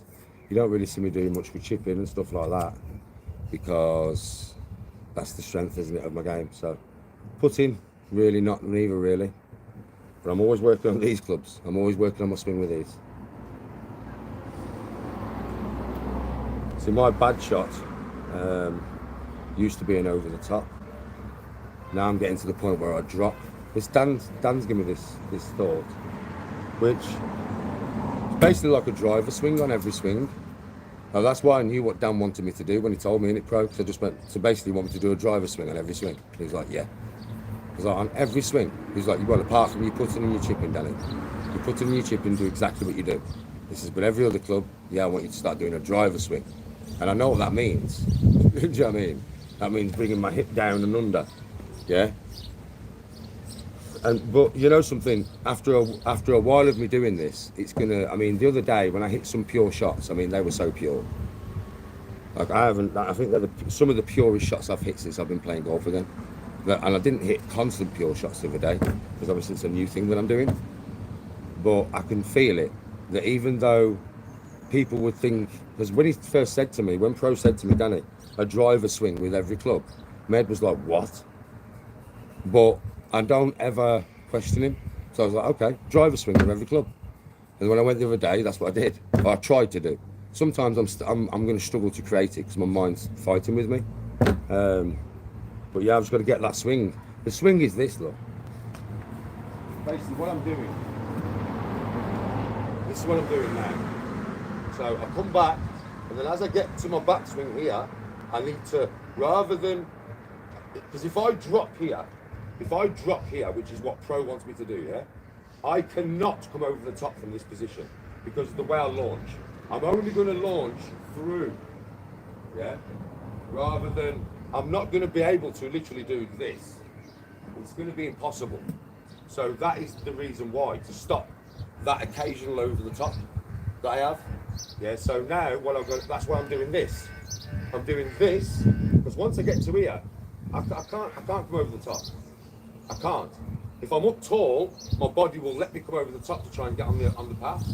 But if I'm down fucking low here, there's no way my body's going to allow me to come over the top. I'm only going to go one way, and that's going to follow the path of my body, and I'm going to end up coming out here and then up and around, right? Which will create way more draw or straight. Yeah.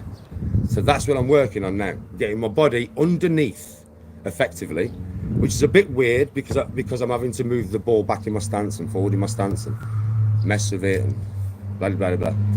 But I get it. And I know when I do it practicing, when I practice, yeah. So if you watch me practice doing this, and I come here and I do this, and I'm doing this, and I'm doing this, and I'm doing this, that looks very drastic. So you think, well, Danny, if you drop that much, you're going to come up on the ball. Yeah, but when I take my swing, I won't drop that much. Like, there's no way I'll drop that much when I take my swing. There's no fucking way, right? Like I'll do that drill, and then I'll swing, and I'll only drop a little bit. My hips will just go a little bit. Watch. It's like when when I started bringing the club right out here on my practice swing. I never did that on my swing. My swing was about here. But on my practice swing, it was fucking here. You have to go, I know this from playing golf for years, right? You have to go to the extreme to get your body used to a different movement. You can't just do it a little bit. Pro will probably agree with this. I've been doing this all my life. You have to go to the extreme with the movement, because then when you actually do it through your swing, your body will only allow you to adjust a little bit. It won't allow you to do the craziness of what you've just done. Your body won't allow it. But it might allow you to slot in just a little bit more. I'll show you what I mean. Watch. So if I come here and I do that, and that, and that, and that, and that, But then I take my swing. See what I mean? I didn't do that, did I? Yeah? I'm just trying to train my body into dropping that hip. Dropping the hip. Dropping the hip. Drop. Drop. Drop. Drop. And then swing.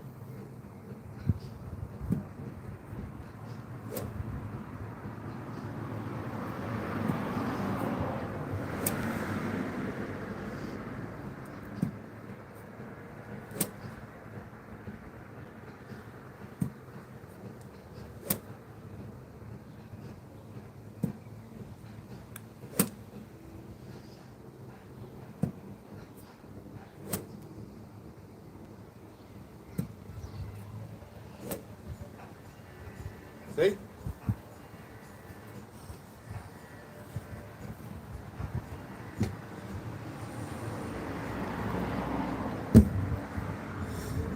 Green Fiat Carnoustie is 50 quid per, I think, with Sean.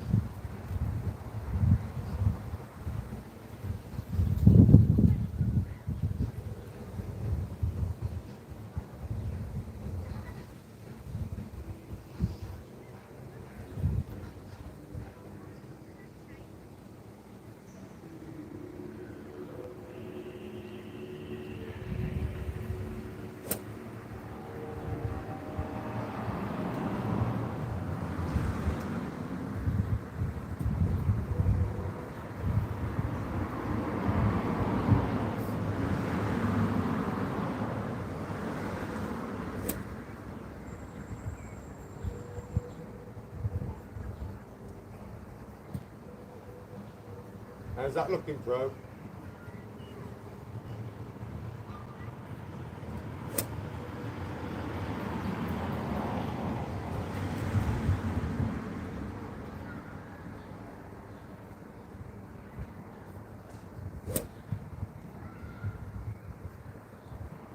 How's that looking, bro? It feels better now. How's that looking, bro? That feels better now. Honestly. Fuck you.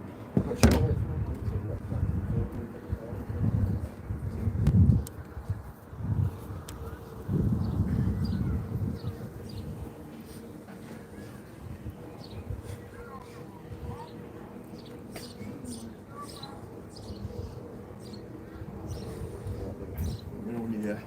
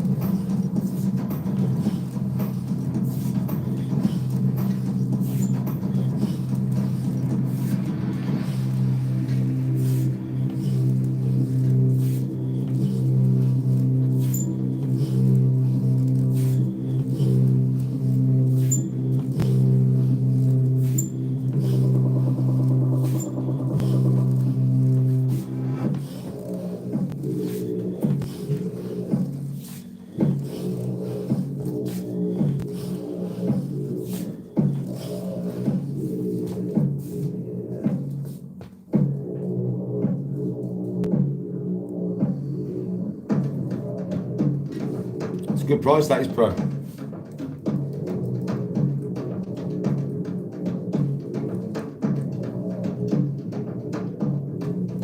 Lulu.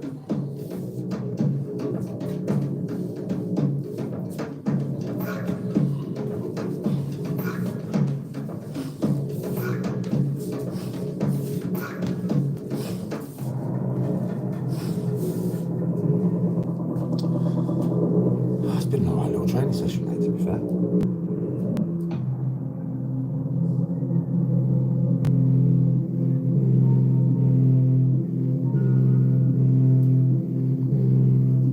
I've enjoyed that. Did you like that, Alan? Did you like the little training session, mate? I enjoyed that. This is not what we're going to do one. I enjoyed doing a little bit of training, a little bit of golf drills, and I mean, getting a bit of weight above my head. Not too much, it's only 50 kg. Don't get excited, but it's still 50 kg, man.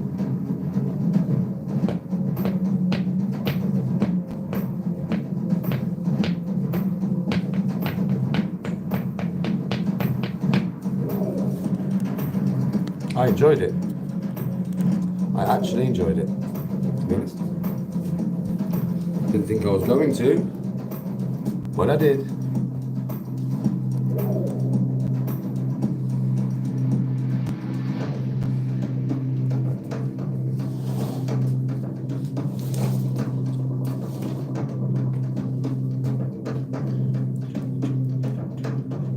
I bet you enjoyed it, Husky. You just love training, don't you?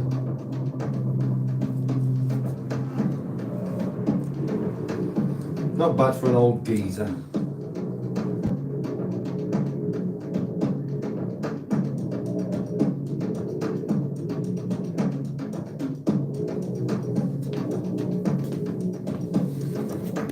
There we go. How is everybody today? Are you all good? You all having a good day? Reefer. Yes, brother. How are you? Are you good, my friend? I hope you are.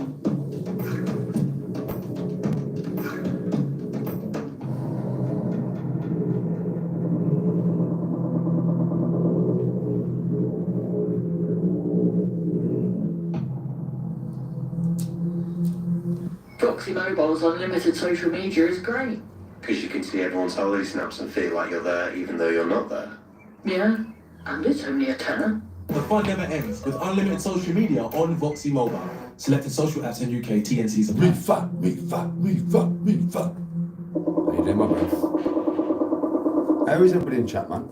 Come on, you can come and chat as long as you're polite. Just say, Danny, I'm having a good day. Or, Danny, my day's not too good. And I'll be like, come on. Come on. Come on. You alive? You watching me? Might as well smile and enjoy the weather. My G's.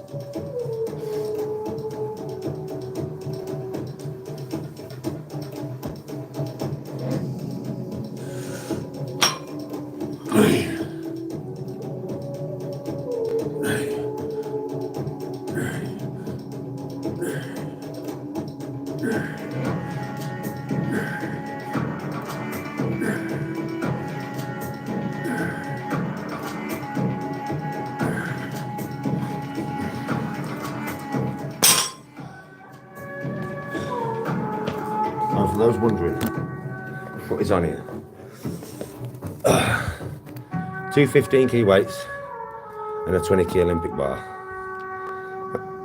That's what's on there, 50 key. But these bars, they make it feel heavy as fuck. They just do. They're very cumbersome, very large.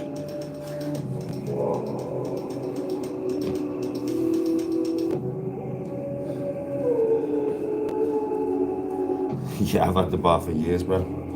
For years I used to train in my back garden. I had like a canopy. And I used to train out and the bar was just out there constantly. So I've had that thing for about 10 years, man. Always used it to train at home, but usually trained outside.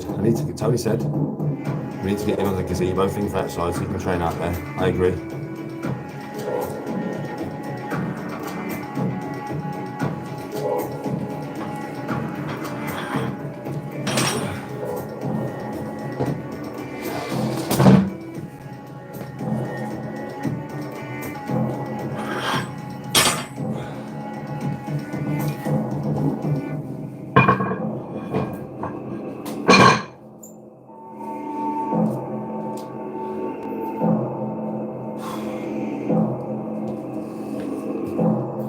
Yeah, bar's weathered.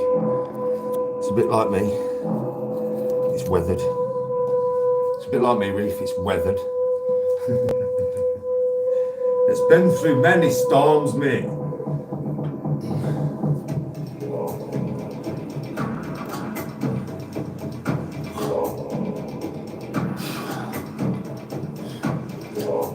This is just to loosen off.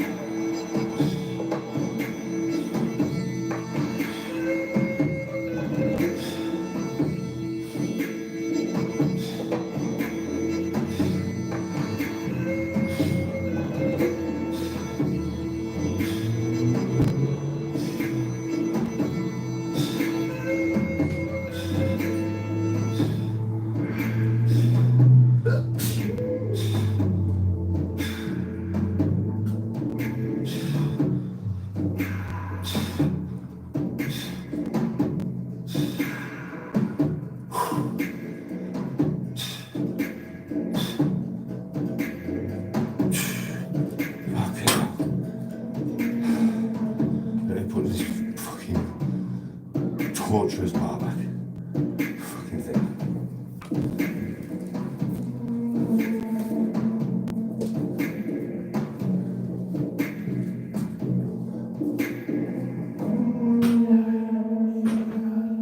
Fucking hell.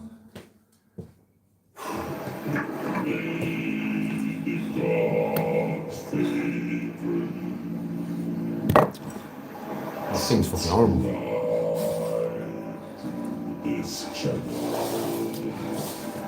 I make myself a cup of tea. Training done. Shoulders quite thoroughly trained. Also worked on some golf technique, which is good.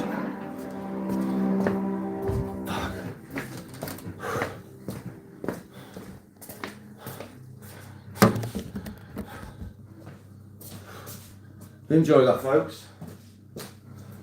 Did you enjoy that? Aye. Did they enjoy that?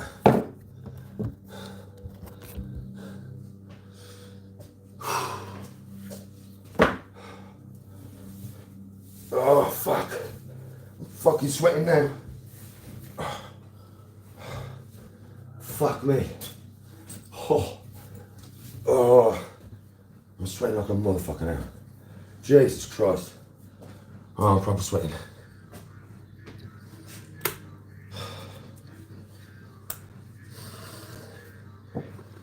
Cool down, mate. Cool down.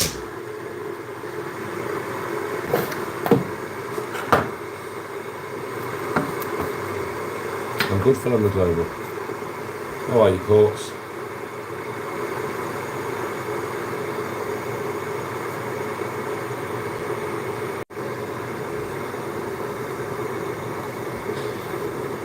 Just the end of my workout, really. It was just the end of my workout, bro.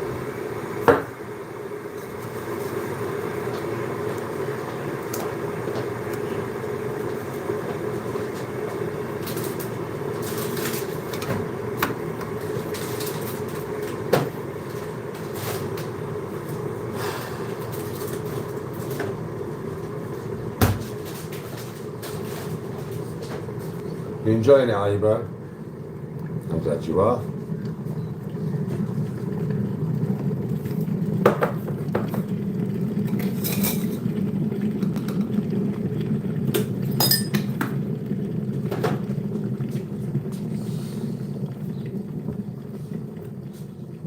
Did you think it was funny?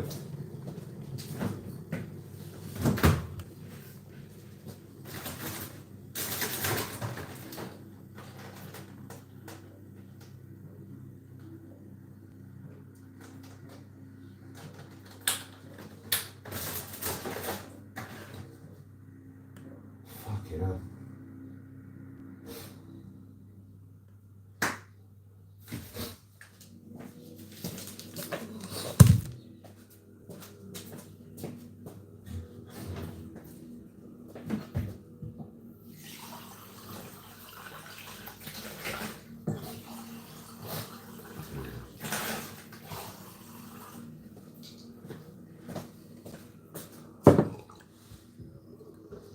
You like my tattoo? What, that one? For my son, that. He passed away.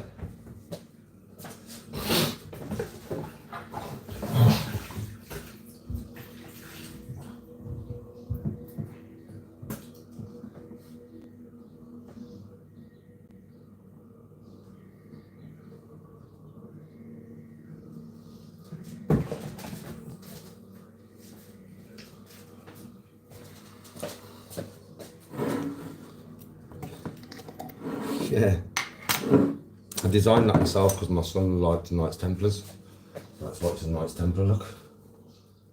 Because my son liked Knights Templars. So, and obviously he's got his dates of him being here and being gone. And, so yeah, I designed that one now for my son because of what he liked. That one's not finished.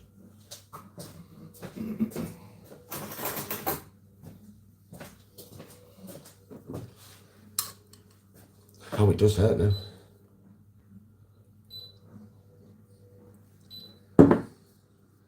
Peanut butter.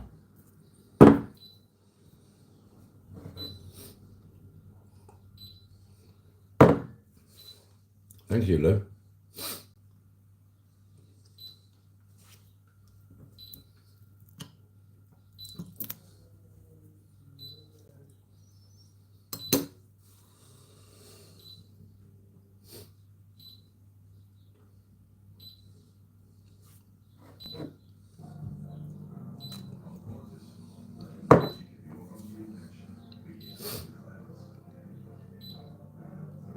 If you're wondering why I'm eating peanut butter, straight from the jar, protein.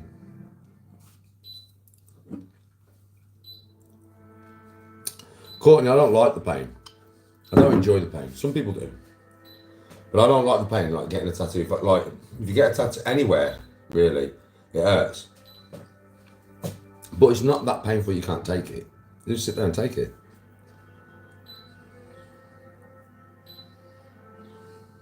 Oh no way, Nicholas. No, you can get ones that are white. That obviously would stand out on darker skin. There is white pigment, but for some reason, white, Husky will take this, white hurts more. Husky, why does white hurt more? Why does white hurt more than fucking any other colour?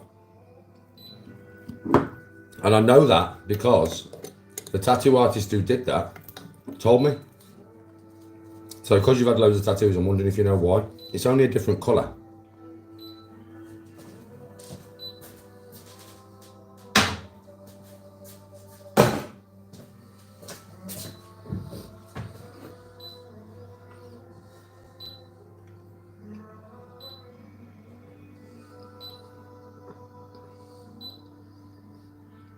The xenomorph embryo, mad tattoo.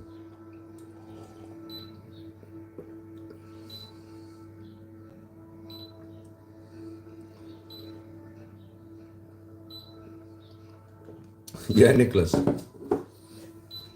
There is white pigment. I'm pretty sure in this one on my back there's some white, isn't there? There's some white in that, isn't there? Isn't there white in that somewhere? I'm sure there's some white in that, right? Is there? I can't see my back, so I can't fucking remember.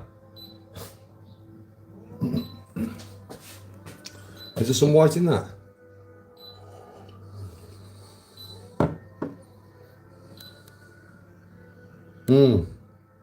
Makes sense, Husky.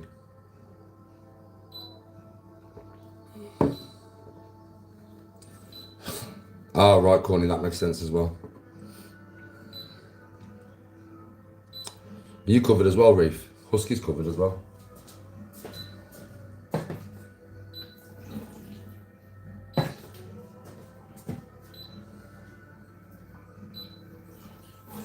You got any tattoos, Courtney? You got any tattoos, Court? Never asked you that. Oh, thank you very much. Now, you got any tats?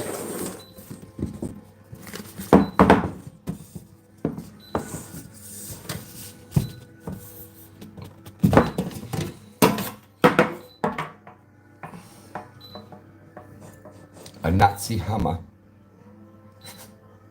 That's called Mjolnir. You don't know what Mjolnir is? Look it up.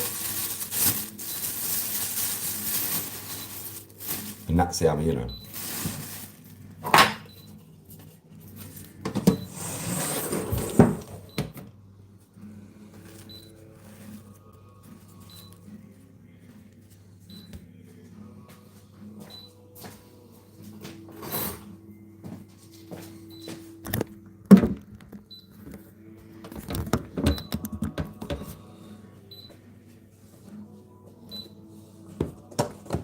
Mjolnir.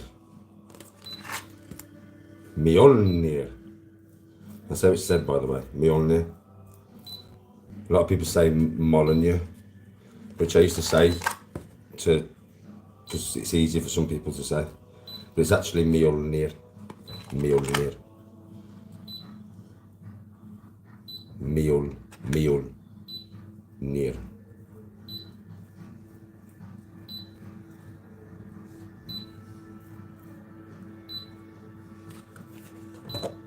No tattoos yet, Corbs. You gonna have any?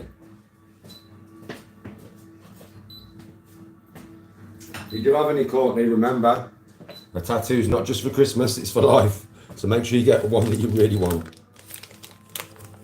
Good afternoon, source code. Jacqueline Phoenix, the Joker, Deadpool on your left thigh. No way, they're mad tattoos. I didn't know what tattoos you had, Husky, but they're mad ones.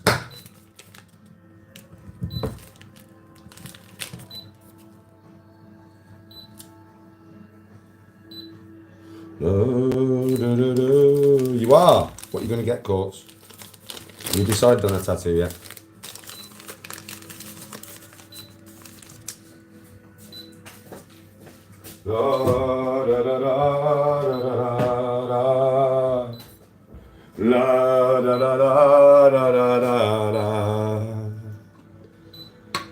I've just finished training.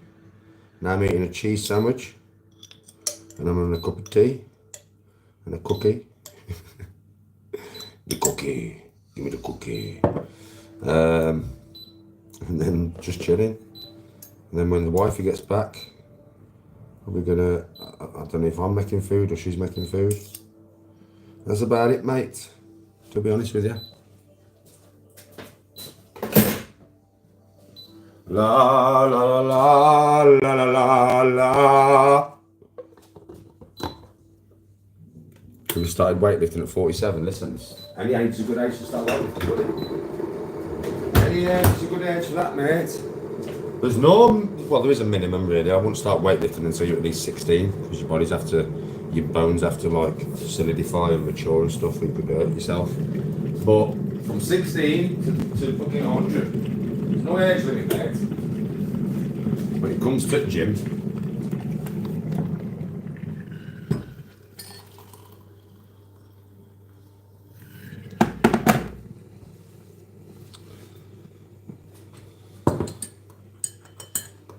Tim Burton ones.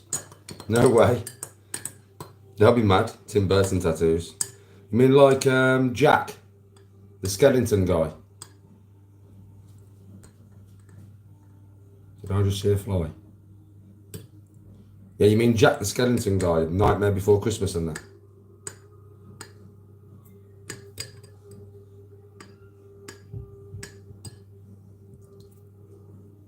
Yeah, that's the one. I remember Jack. Motherfucker! Ah! Bitch! Fucking burn me, bitch.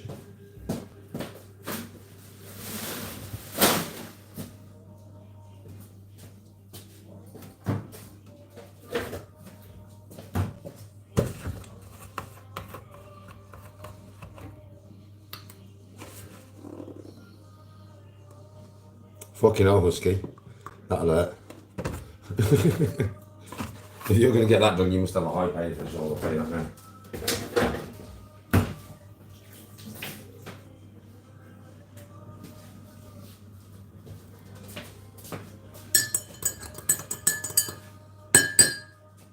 Natty, I'm natty, bro. That'd be a lot. I'm not that big. I'm not very big. I'm not like a big geezer, am I? I don't really like doing this, but yeah. Look, I'm not big, bro. Like, I'm not big at all. Do you know what I mean? I'm just not big. Yeah, I'm not. There's not like, it's not size, bro. It's just more. It's very. You know what I mean? It's just. I'm 44. I've trained all my life. Do you know what I mean? So I'm not big though. I used to be. I mean, I'm only 12 and a half stone, so I'm not big at all, bro. Really. Thanks, man.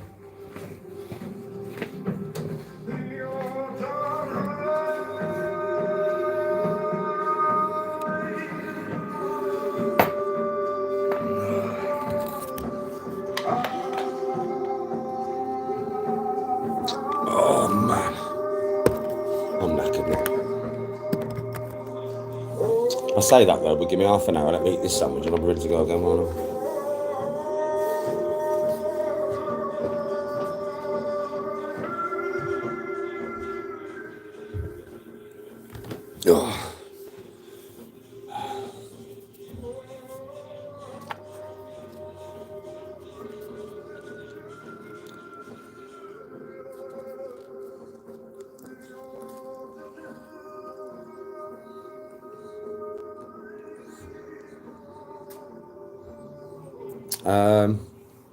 I did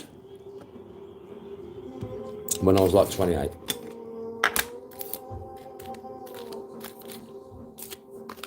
So a long time ago now. Source Code. I'm sure I've watched it. Sure I have, James.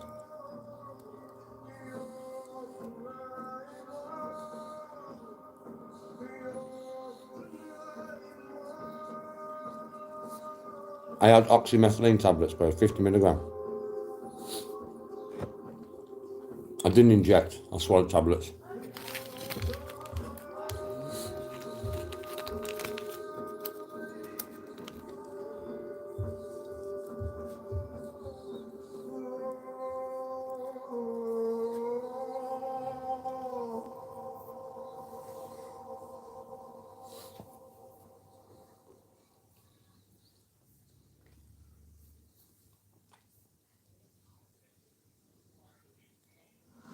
Oh, you're talking to the person who's in chat, Source Code.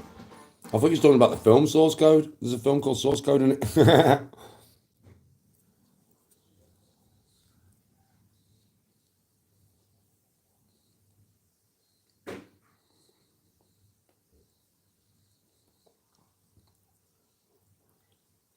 Yeah, vitamin C will help.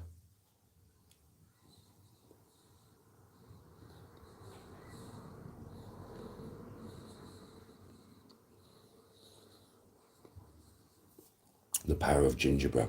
Power of ginger. Get some garlic in there as well. Onyx, get some garlic in there as well, bro.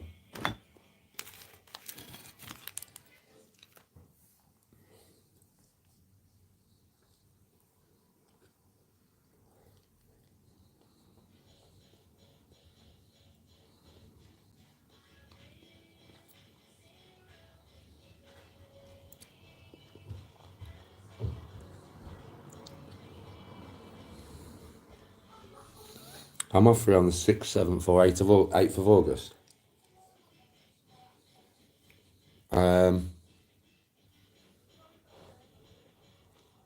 August. Yeah, bro. I mean, this August. In like a couple of months. Yeah. If you want to play golf, tell me. And me, you, Pro, bro, and we're still going to have a game.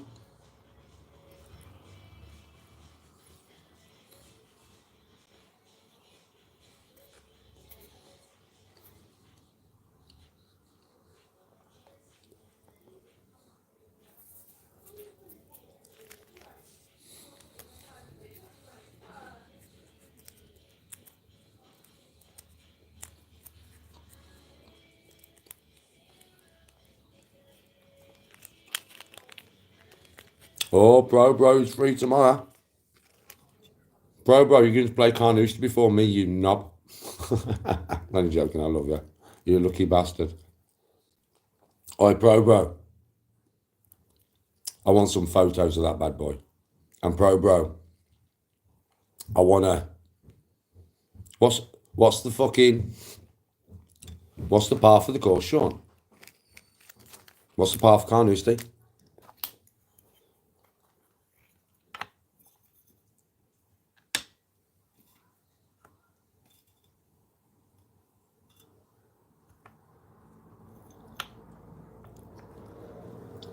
What's the course record?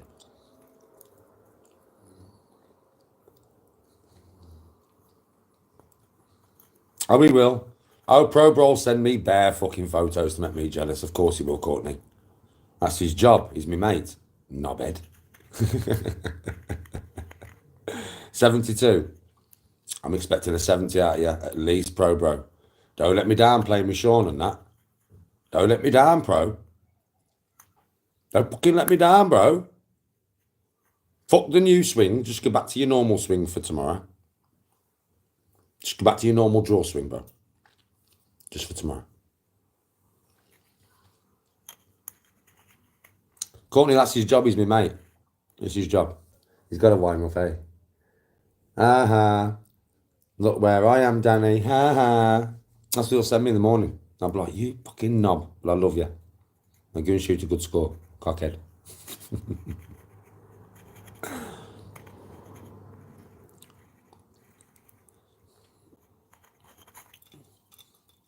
I'm well jealous though now. I'm fucking well jealous. You know what I mean? Yes, Sean.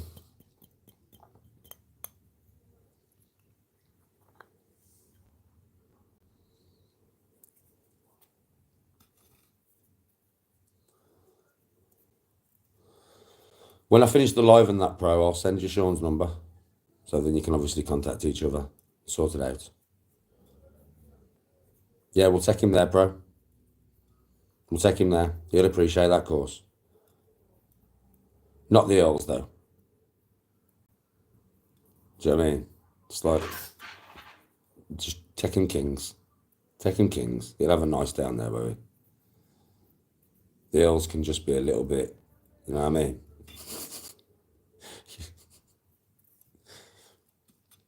I would say take him Dudley down, but I think he'd never want to play golf again, would he? He nearly done that to you yesterday. He's done it to me a few times as well, bro, to be fair.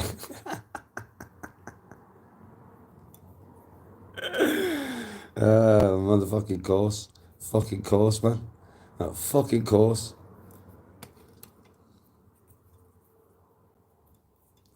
Witty's confidence yesterday was funny to me, you know, because do you know what it is, Pro? He was like, I played really well on the back nine. I mean, I was like, so did I. And he was like, yeah, I reckon I'll smash that course now.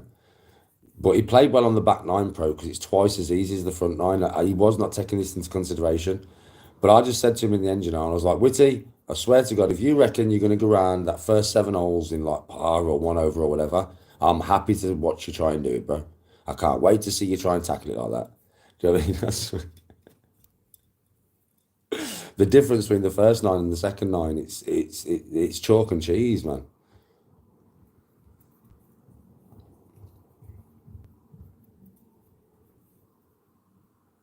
You have to play with a member at the Warwickshire. Can't just. I don't think you can play without a member.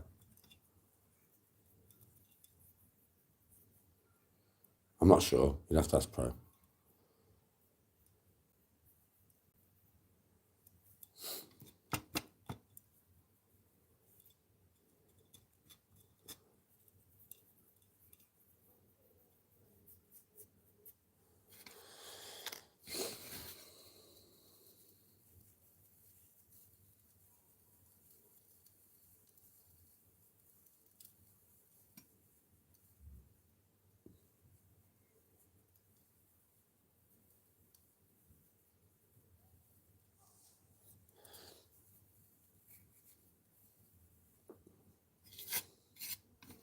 For me, it's mad because I can definitely see how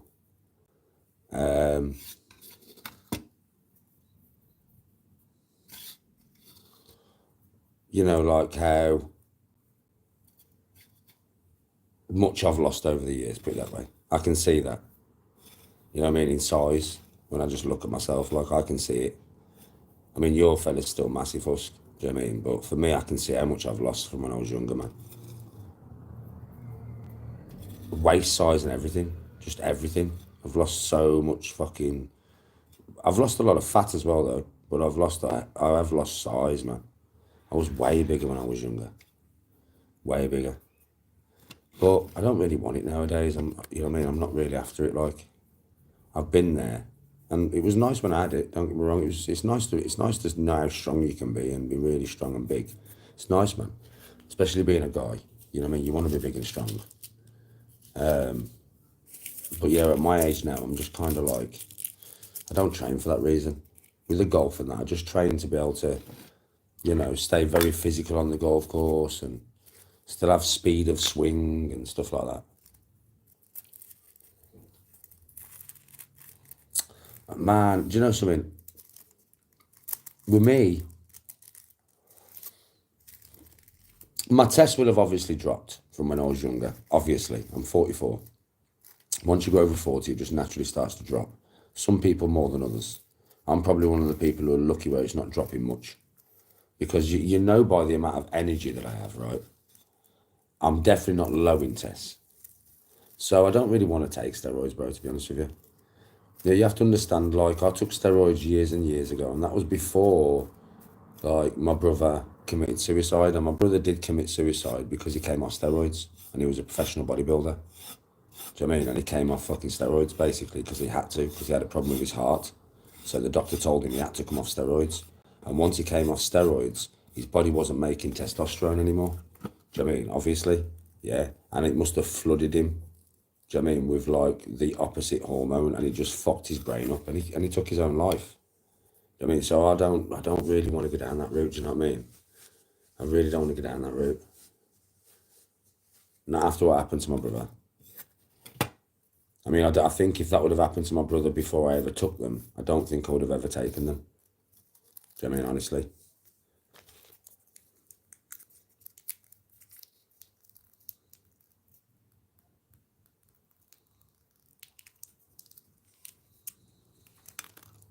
Oh, I do. I'm not easy on a Husk. No, it's not. Ryan was already, he was a bit like me anyway, Ryan. Ryan was tapped in his head, man. Do you know what I mean? He was a bit like me, man, in that respect. Just like his dad, really. Yeah. And fucking, you know. And it was such a waste of a life as well, do you know what I mean? Such a waste, really. He was a big fucker.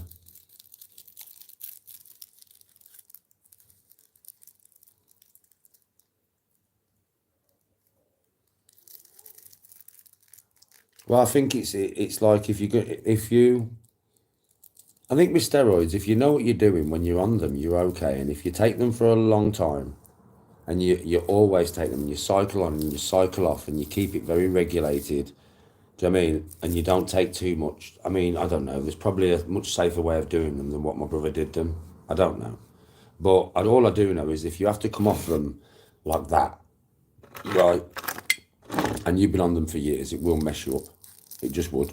Ryan was like a semi-pro bodybuilder. He wasn't like in the people on here have seen my brother. And you can tell, a proper bodybuilder, like. Not like somebody who just wants to be a bodybuilder. He was a proper bodybuilder. He was in competitions around England and Ireland and that. Yeah. Just hadn't made it to the big scenes yet, do you know what I mean?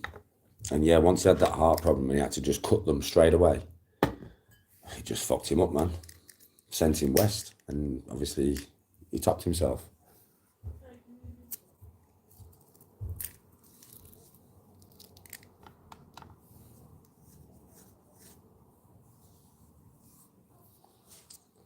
I mean, obviously, all does ultimately depend on the person as well, I think. Like, if somebody,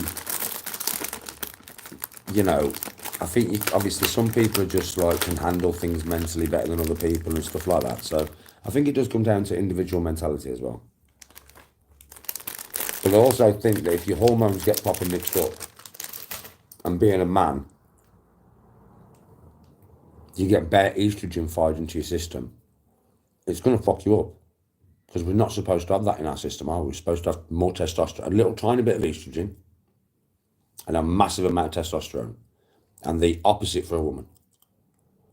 So being a bloke and thinking like a bloke and living in a bloke's body and thinking like a bloke all your life, and then all of a sudden you get hit with loads of female hormones, it's going to fuck you up, innit?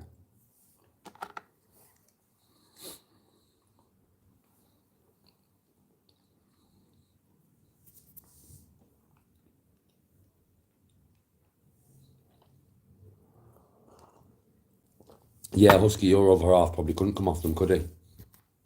He could probably wean them down as he gets older a little bit, so he doesn't face too many health consequences, but he could probably never come off them, Husk, if he's been on them that long, you know what I mean? Was it like 15 years, ain't your fella like 35? He's been taking them since he was 20, yeah? So, and they're like, it's 15 years, isn't it? He couldn't, could he? He'd always have to, because the balls will always start working again, right? Well, in some cases they won't. They won't in some cases, right? But in some cases they will start working again. Do you know what I mean, right? But it takes time. And in that time that it takes for them to start working again, and for the testosterone to be produced again by the actual body, that's the dangerous time, isn't it? And the longer that interlude is, the more estrogen is being fired into the body and the more it's fucking changing the brain. Do you know what I mean? And it just fucks me up, doesn't it?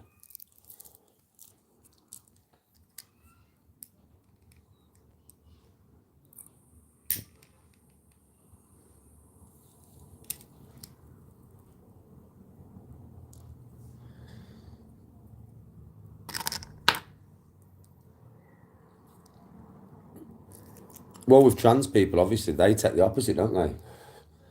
So they just take bare estrogen, and it ends up making them look like a woman. I find that crazy. I really, really do. I always have. Do you know what I mean? But some obviously trans people do look like fucking women, right? They do end up looking actually like a woman. I'm like, I don't understand that. Do you know what I mean? Like how I could go to a woman, my bone structure and that. But it must change the bone structure to a certain degree, and the opposite for a woman, innit? For a woman to go to a man, I mean, if you take enough estrogen, can't a woman grow a beard and stuff? I mean, enough testosterone. Can't a woman actually grow a beard? And you see it, don't you? On women, when they take loads of testosterone, it changes the bone structure. I mean, so each hormone will actually change the person. Do you get what I mean? If you fire each hormone into a woman or a man, it will change the man into way more of a feminine looking person and a woman into way more of a fucking bloke. Because yeah, some of these women bodybuilders, man, Jesus Christ, the jawline's fucking more strong and defined than mine. It's like, Jesus Christ. But it must put extra bone on them and stuff, man.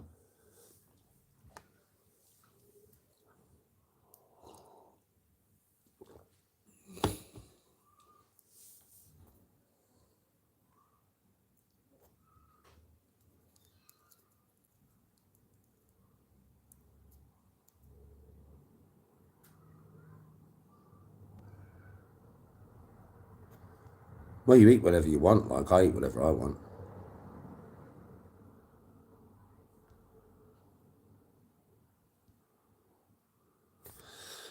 Oh, yeah, listen, I'm going to tell you something now. With steroids, right, and these people who are fucking huge, I have no problem with it. And I respect the person who has put all that work in to get to that size, Courtney, because it's a lot of work. Trust me. I was on juice when I was younger. Do you know what I mean? And I was massive. But the amount of work that I put in, because when you're on juice, if you're going to take it seriously, you actually train harder, you know. You train for longer. You just do. You're always at the fucking gym. Just the way it is, right? I only disrespect any person who takes steroids if they lie about it. Then I'll disrespect them. Then I'll be like, you take the fucking piss, bro. It's like Mike O'Hearn, innit? Mike O'Hearn, mate. Mike O'Tren. Mike O'fucking Tren. What do you mean? I'm natural. Fuck off. He's 50 odd years of age. You cannot look like that at 50 odd years of age, mate.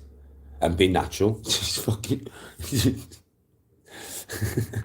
like The Rock, innit? He's natural, man. The Rock's never took a fucking goddamn... Shut the fuck up. The Rock gets up in the morning.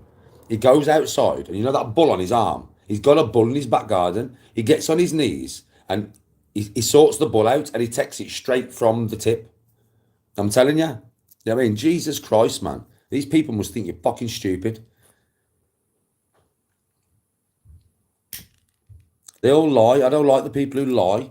Like, there's a guy named Seth Feroci. You probably know who he is, Husky. Do you know who Seth Feroci is? Like a bodybuilder on YouTube, yeah? Right? And I like Seth because he tells you what he's on. He's quite happy to sit there and say, yeah, I'll take this and I'll take this and I'll take that. Sweet, bro. At least we know how you got to that size. I have a problem with people who take steroids who say they don't.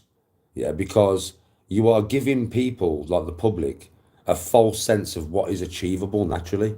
Like, that ain't achievable naturally, like.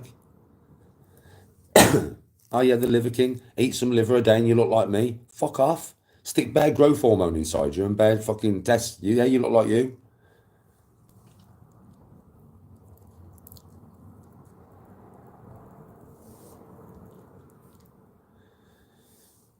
Yeah, Seth Feroci, like, you know what I mean? I like Seth. I watch him all the time. Do you know what I mean? Literally, I like Seth because he's honest about it, man. Anybody who's fucking honest about it, I like him. Because you can't take away the hard work that it takes to be that size. You can't just inject steroids and sit in your fucking house watching Coronation Street and get to that size. That ain't the way it works. You've got to eat well and you've got to fucking train your ass off. Otherwise, it'll just be flabby, horrible water. You know what I mean? So at the end of the day, I know how much work goes into it and I respect it when people are telling the truth about it.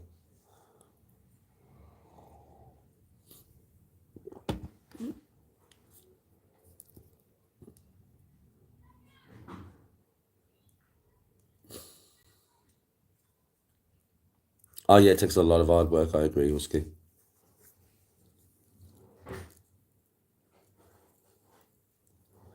Yes, Lulu. I like Seth. Seth's a good guy, man. He's funny.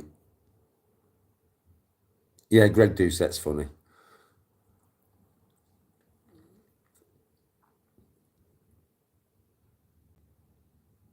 The Liver King's a knob. Yeah, Stallone's a prime example.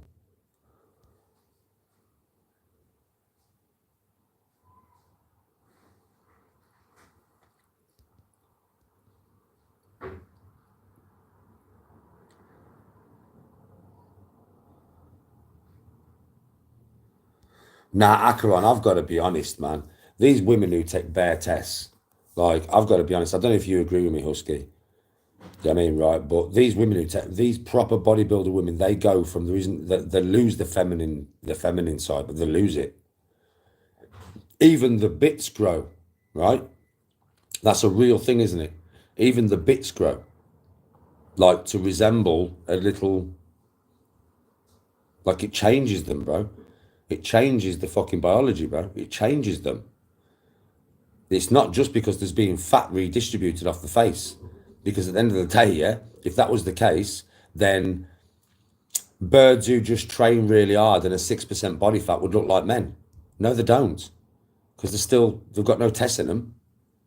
Nah, bro. It's when they put them fucking steads in them, they start to look fucking man-like. And the more they do it, the more man-like they look.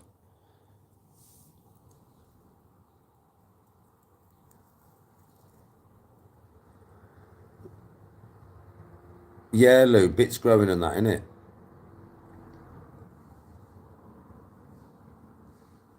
Oh, yeah, it takes a lot, Husky.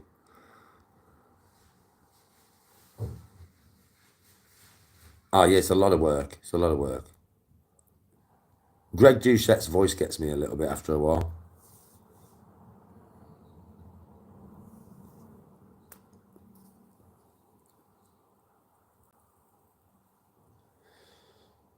Yeah, there's no way that obviously when women take bear juice, do you know what I mean, right? And then they end up, looking like fucking me. Do you know what I mean? There is no way in a million years, yeah, that is like, just fat distribution from the face. Like it's not, is it? Even the hands grow and stuff. Even the hands grow. Like some of them end up having to shave and stuff, don't they? Because they grow facial hair. Like, that's... The jaws end up like mine. The nose gets bigger for some reason. The brow structure gets more prominent.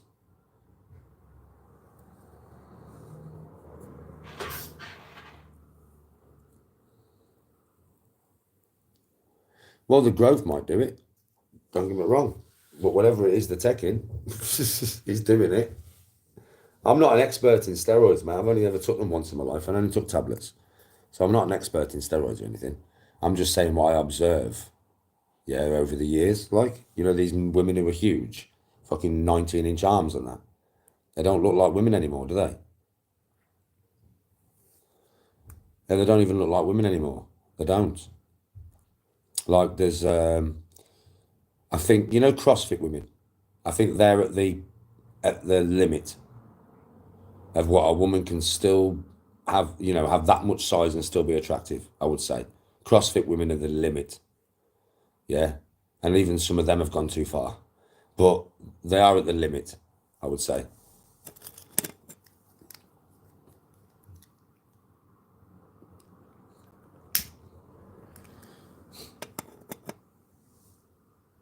I have seen Brock Lesnar's daughter. Fucking hell, bro.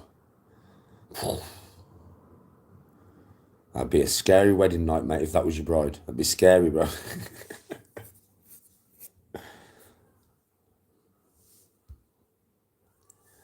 CrossFitters, their physiques are amazing. They are the most able people in the world when it comes to fitness and strength combined.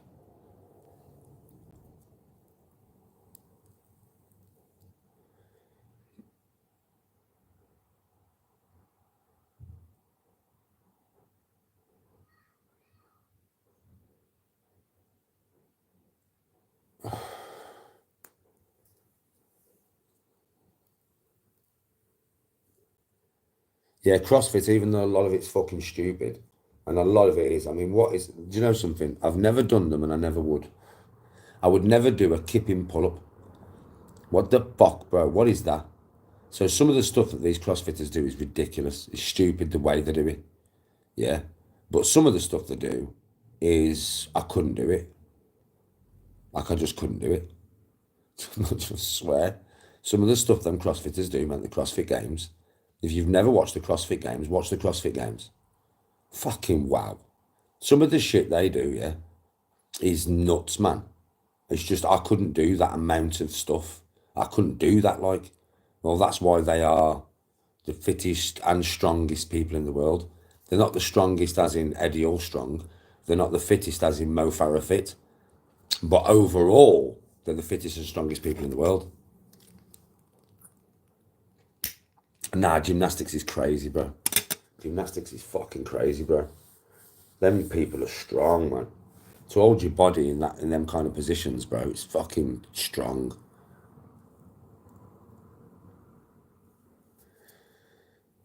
I mean, imagine doing on the balance beam thing. Imagine being on the balance beam and you've got to do a backflip.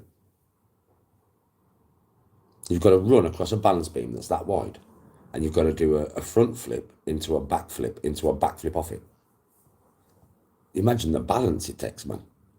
And you know for a fact that us geezers watching this, we are falling astride, nutsack, straight off it. You know that, don't you? Within about 5 minutes, I'd be on the floor holding my private parts in extreme pain. I just fucking know it, mate. It's like if you put me on the rings, yeah, I could probably do some stuff on the rings, but as soon as you tell me to dismount, well, I'm landing on my head. I'm just going to land on my head. It's a fucking guarantee. Get me on the mat. Tell me to run from one corner to the other and do 3 front flips and then a triple back flip. Off the first front flip, I'm probably going to absolutely smash myself. You know what I mean? Literally, like what these people do is no joke, man. Gymnasts is fucking amazing, bro.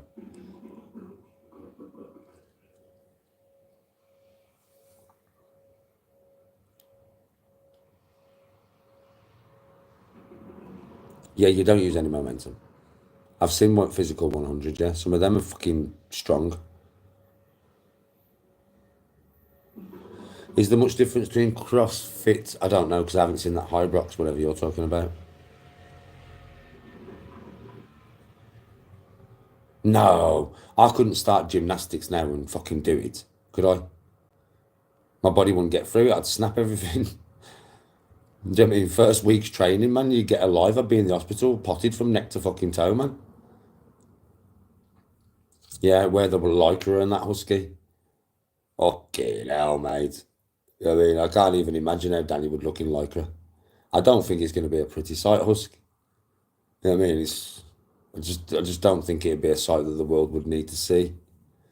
Fucking Danny in Lycra.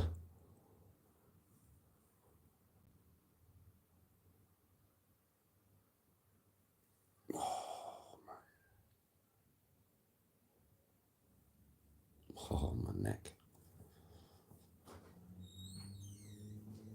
Yeah, courts. Hanging out, are you? Just hanging out, are you? It's not good. All hanging out and that.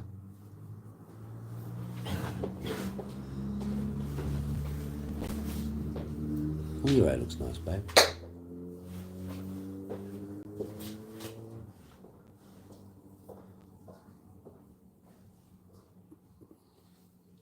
Yeah, I think 16 would be like the limit, wouldn't it, to be able to get good by the time you was like 20 or 21 or something. I think by the time you get over 30, you can't do gymnastics, man.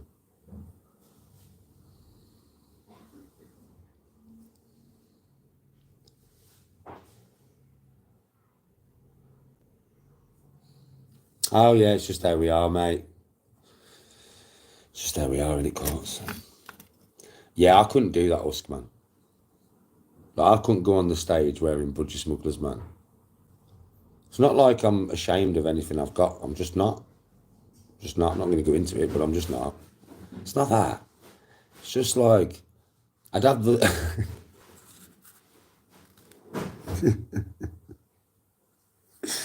My dad was a proper old school geezer, yeah. And I swear, he used to wear them David Hasselhoff motherfuckers, man. Do you know what I mean? And I just can't. I just couldn't do it, man. I would become my father. Do you know what I mean? And I used to rip the piss out of him for my whole life.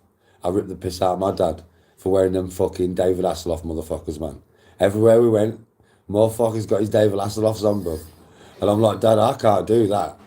Like, it ain't about this. It ain't about the Speedos, Dad. Come on, son. Get the speed. Fuck off, Dad. I'm not wearing, I've got my shorts on. I'm all right with my shorts on, mush. Yeah, so I'm telling you, I couldn't because I would have finally actually become my father. I could not wear Budgie Smugglers, man. I'm telling you. Funniest thing ever. We went to, at the wedding, when we got married in Turkey, yeah. Oh, man. My dad was a legend. Bear in mind, Ginge is Ginge, innit? And he's white as a fucking Rizzler. Yeah. And me and Tony are on the beach, and my dad's gone, Ginge, come with Grandad. Me and Sue are going shopping. He's like, Dad, can I go? I'm like, yeah. So I give him some money, yeah. And he's gone shopping with his granddad. He's gone for hours, man. After about 3 hours, they come walking back down the boardwalk, yeah. And Liam had a fucking cowboy hat on, a pair of fucking Speedos, and some Jesus sandals, mate. And my dad had the same things on next to him. I was like, what the fuck? Me and Tony just absolutely died. We just died. Like, what the fuck? What are you doing?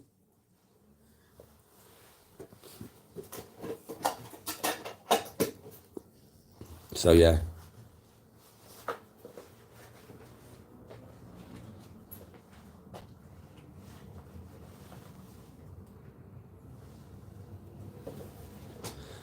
Oh, of course, Ginge, mate. Ginge used to just burn. The sun used to look at him and he used to burn cut. I ain't gassing, he used to just burn. We used to chase him around all over the place just for sticking suntan cream on him. And the little fucker hated it. So he'd run off. You know what I mean? I'm telling you. You put suntan cream on him, yeah?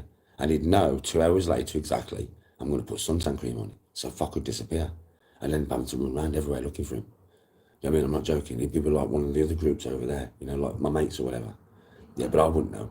Do you know what I mean? Right? So I'd be running around the fucking hotel looking for him. Do you know what I mean? And then I'd find him. And he'd look at me and I'd have the suntan cream in my hand. And he'd be like, I'd be like, come here, man. You know, shit. You're going to burn and that. You know what I mean? So yeah, it was a non-stop thing with Liam to stop him burning. A non-stop thing. And he never wanted to have suntan cream on him. So he used to always get burnt. And me and Tony used to spend fucking all of our lives on to just stopping him burn.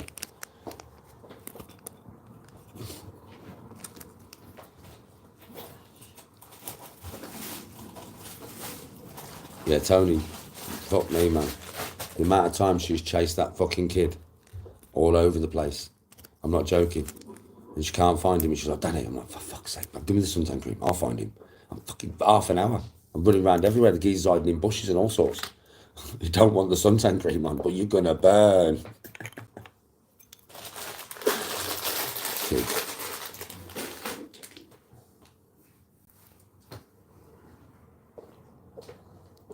With Tony Husky, when I train Tony, I don't kill her, you know. I used to, when we was a bit younger.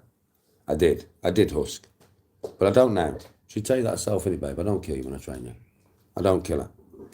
Because, you know what I mean, if she gets an injury, Husky, like, obviously, it's like me now, innit? Like, I'm older. So I've realised, like, if I get an injury, it takes a longer time to heal now than what it did when we was younger. So, obviously, you know, I don't want Tony to get an injury when she's training. So, yeah, it looks really nice, man. Looks blonde as fuck today, Bob. Right. Yeah, it looks blonde as fuck today.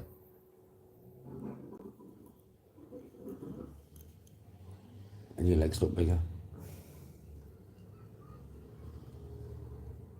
Very sexy back, to be fair.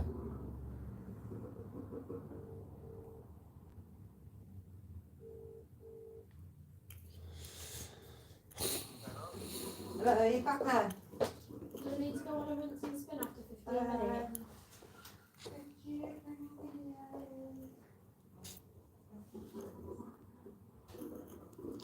Yeah, well, with Tony, she's got an injury in her knee.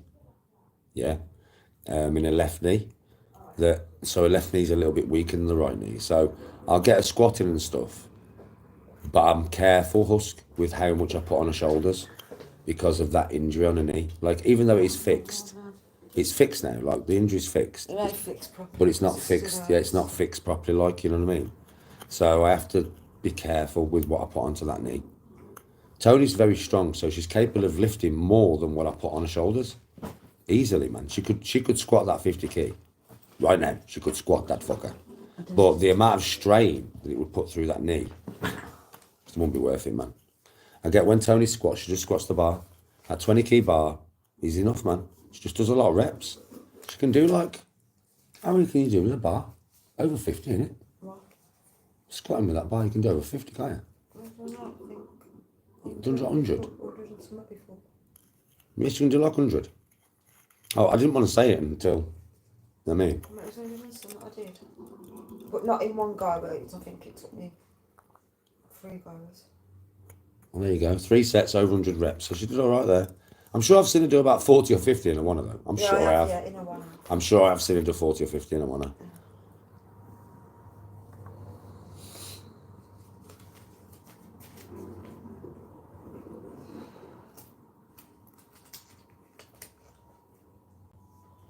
As a girl, all I see is gay men oiling themselves up next to each other.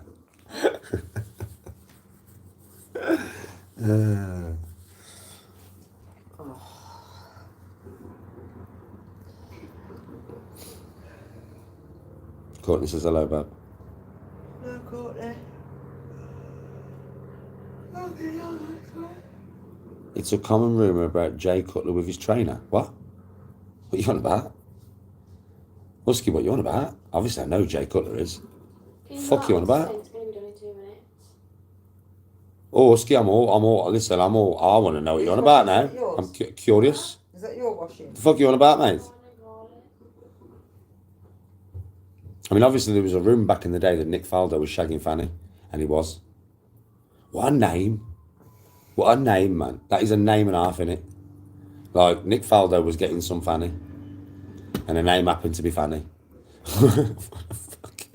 What an absolute name that is.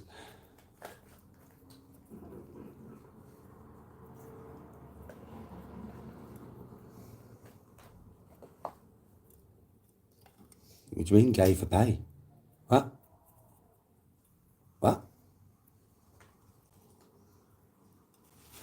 Fucking hell, us. It's a bit extreme, ain't it?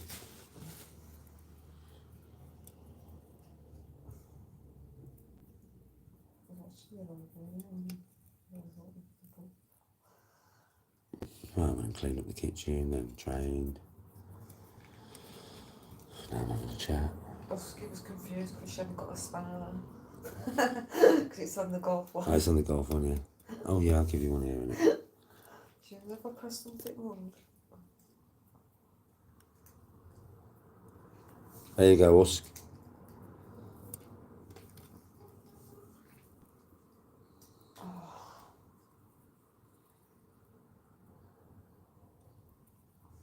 Oh, man. Well, I can still ramp that freaking 50k above my head 14 times, Bob. I probably could have done 16, I reckon, if I would have really pushed. But I just didn't want to in case I hurt my shoulder.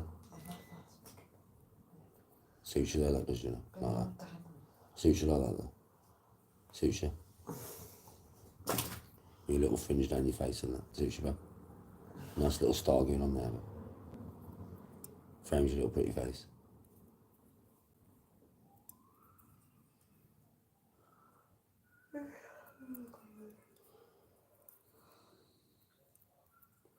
Lulu started this conversation blaming.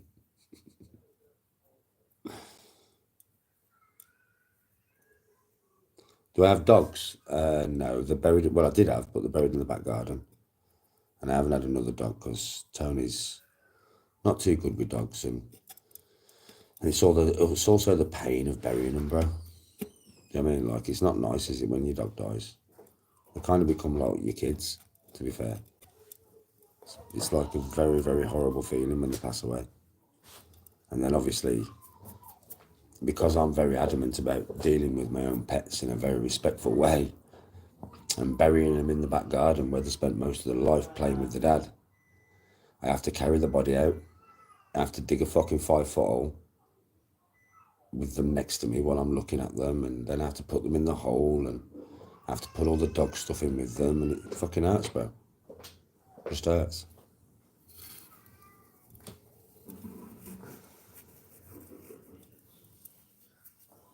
Even wants them that chicken kebab thing. No, she's not singing, baby. So Jacob wants that chicken kebab thing. Oh, yeah, but I want vegetables, so you can wait till tomorrow. No, Tony's not scared of dogs or cats or anything. She's allergic, kind of, to the hair. So Butch, my staff, didn't really bother her too much, which was weird, because every other dog that has ever come into this fucking house, and when I say allergic to them, yeah, like, fucking hell. When my dad died and we had Digby because he was my dad's dog and he was my dad's baby, and he'd been around me all his life. So we obviously had Digby. Now, Digby was a fucking husky cross Alsatian, right? That's why he looked like a wolf. That's why his paws were like the size of my hand. Yeah, right? But that dog shed. And when I say shed, it ain't no fucking gas, bro.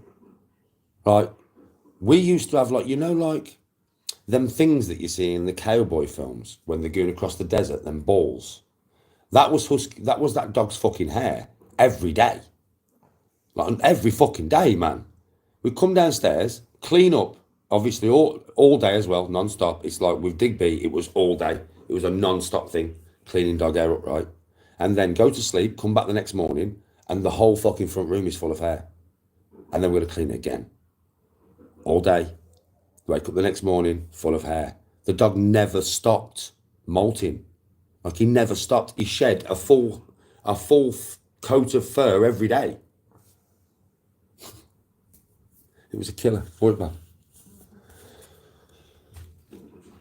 Yeah, tumbleweeds of dog hair, fucking just blowing all over me for every morning. Ain't it bad? We'd walk down here for a cup of tea, open the front door because he slept in the front room on his bed, yeah?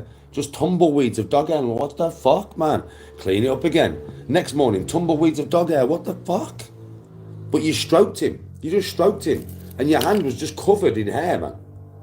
And it was a stinky dog.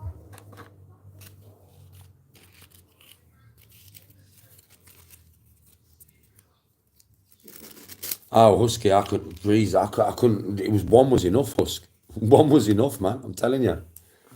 That's why if I ever have a dog again, I will only have a staff.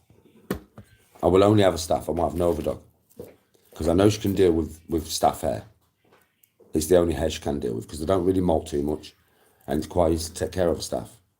I'd never have a long-haired dog ever again. And that's if I ever do have a dog ever again. That's if. That is an if.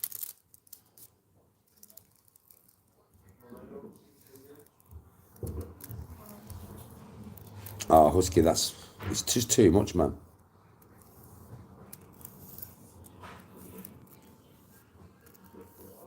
I mean, we fucking Digby, she could have made about fucking 70 coats.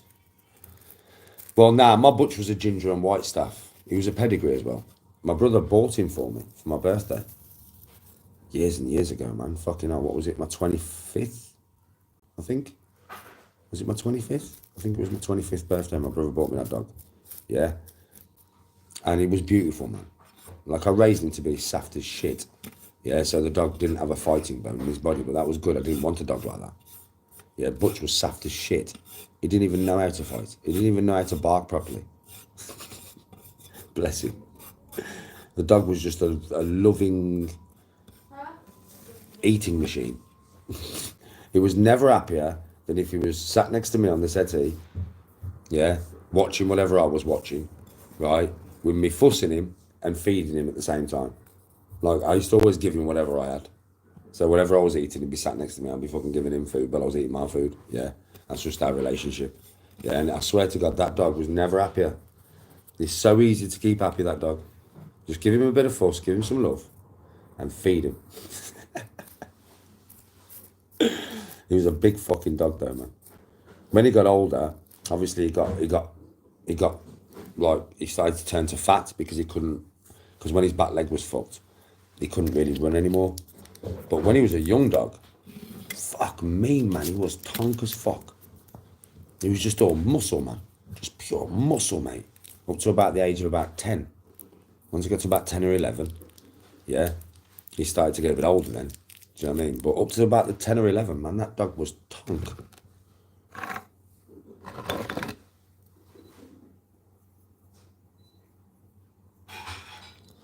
Oh, Butch had a food obsession. Any food as well. And I'm not joking with you. I swear to you, right, any food. Pure vegetables with nothing. Just broccoli. Yeah, Butch. I used to feed him bare vegetables and bare fruit. Yeah. Peas. Give him a bowl of peas. The dog was eat them. He ate anything. The dog fucking anything. I'm great, Rich. It was.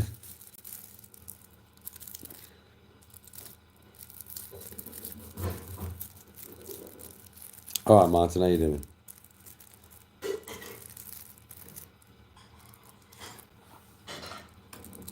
He loved fruit. He loved ice cream, and he loved cereal, cornflakes and Weetabix. The fucking dog loved Weetabix. The dog absolutely loved Weetabix. And Sunday dinners. Tony used to make him his own every Sunday. So she'd make all our Sunday dinners. And Butch would have his own Sunday dinner in it. Same as what we had, but in his bowl. Yeah. But still spaced out properly for him. Yeah. Oh, fucking hell. I do miss him. Yeah, he had steaks, had everything that I ate, mate. Whatever I ate, he ate.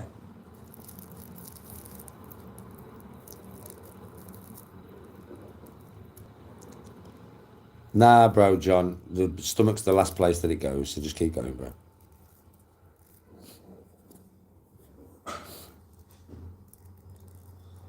Oh, yeah, well, with Butch, it was more like he's a staff in it, so he was just a fucking human dustbin. He ate basically what we ate. I mean, basically, he didn't really eat dog food. And if he did, he only had biscuits. But he mainly ate human food, to be honest. Not like lots of chocolate or anything like that, because it's not good for him. But ice cream, he had ice cream. He loved ice cream and cheese, man. That dog loved cheese. Oh my God, he loved cheese. Jeremy preferred cheese to meat. Worked that one out. He loved eggs as well, man. Boiled eggs. When I was training, I'd have like 4 boiled eggs after a training session straight away as soon as I come in. And I'd make him 2 boiled eggs. And I'd sit there and eat my boiled eggs while he ate his boiled eggs.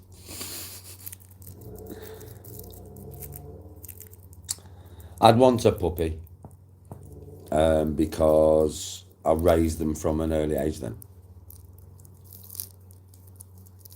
Butch farted all the time anyway, bro. Doesn't matter what he ate. Fucking staff.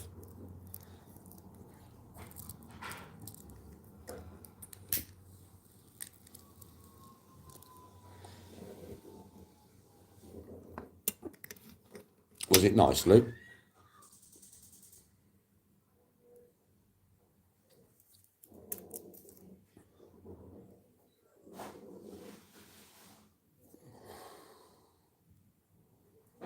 I trained Butch well, man. I trained Butch well, seriously.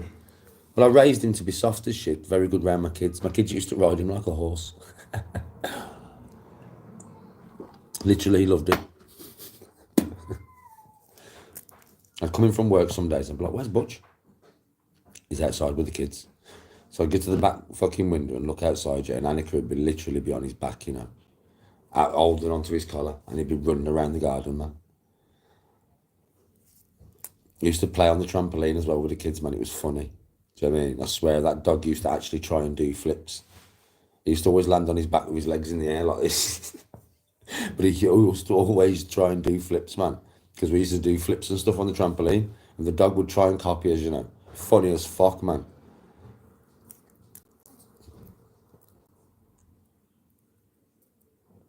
I might have to try it next time I'm in Spoons.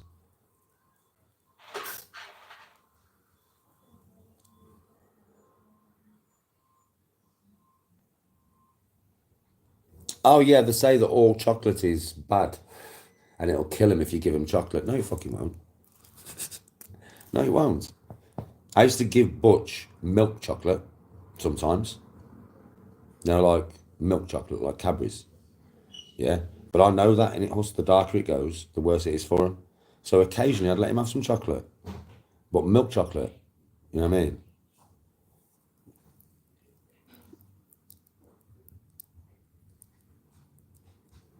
I haven't had an Eggs Benedict for years. For years, baby. For years, man. It has legitimately been fucking years.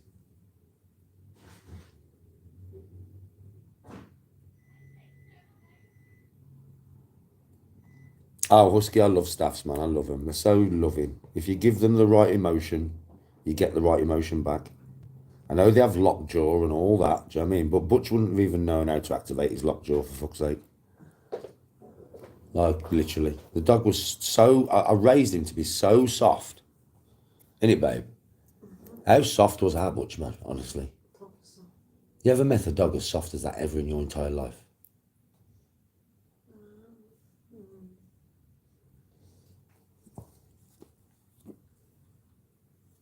But he never had a reason to be nasty. He just never had a My reason. mum's dog, Tata, that was deaf dog. So. Yeah, Tata was fucking wicked. I used to love that dog. Do you know, when I used to go around to your mum's and I used to wrestle with him on the floor and all that, yeah. And I used to juggle all over me. I used to leave your mum stinking as well because that dog stunk, man. Yeah, but I didn't give a fuck about because he was just so cute. You could not deny that face, mate. Do you know what I mean? He was the ugliest dog I've ever seen in my life, but the most cutest dog at the same time. If we're talking about a bulldog here, yeah. Her mum had a bulldog called Tata. Ginger, Right, ginger and white, yeah. I swear to God, the motherfucking dog was the ugliest dog you've ever seen in your life. His face was proper bulldog, squashed up and that, yeah. His fucking teeth were sticking all out of the but he was so cute. He was fucking huge, man. He was a right fucking dog. And he was so cute. He was so cute, Bush. I used to roll right. If the fucking dog didn't, he hated the bath like. I mean, so he stink. You stink, bruv. You know, like a proper dog stink. Yeah, I didn't give a fuck, man. I used to get to her mum's, I just roll around the floor with the dog, man. I fucking love that dog. He was such a good dog, Tata, man. He kind of replaced my fucking Butch, kind of, with how playful he was and that when Butch died.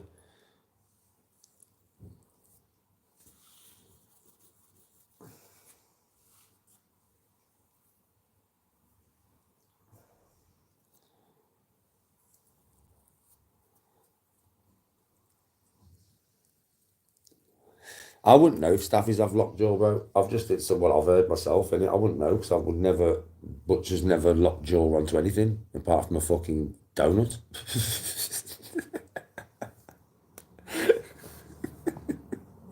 Dog couldn't even bark. Yeah, did you hear Tony? He wore dumb. He was just that soft. He didn't understand the aggression behind a true bark. So he sounded like a seal. Oh, oh, oh, oh, oh, oh, oh. That's how Butch used to bark, man. There was no gruff behind it. You know, no nasty. It was like, oh, oh, oh, oh, oh, oh. I want to play. Or, oh, oh, oh, oh, oh.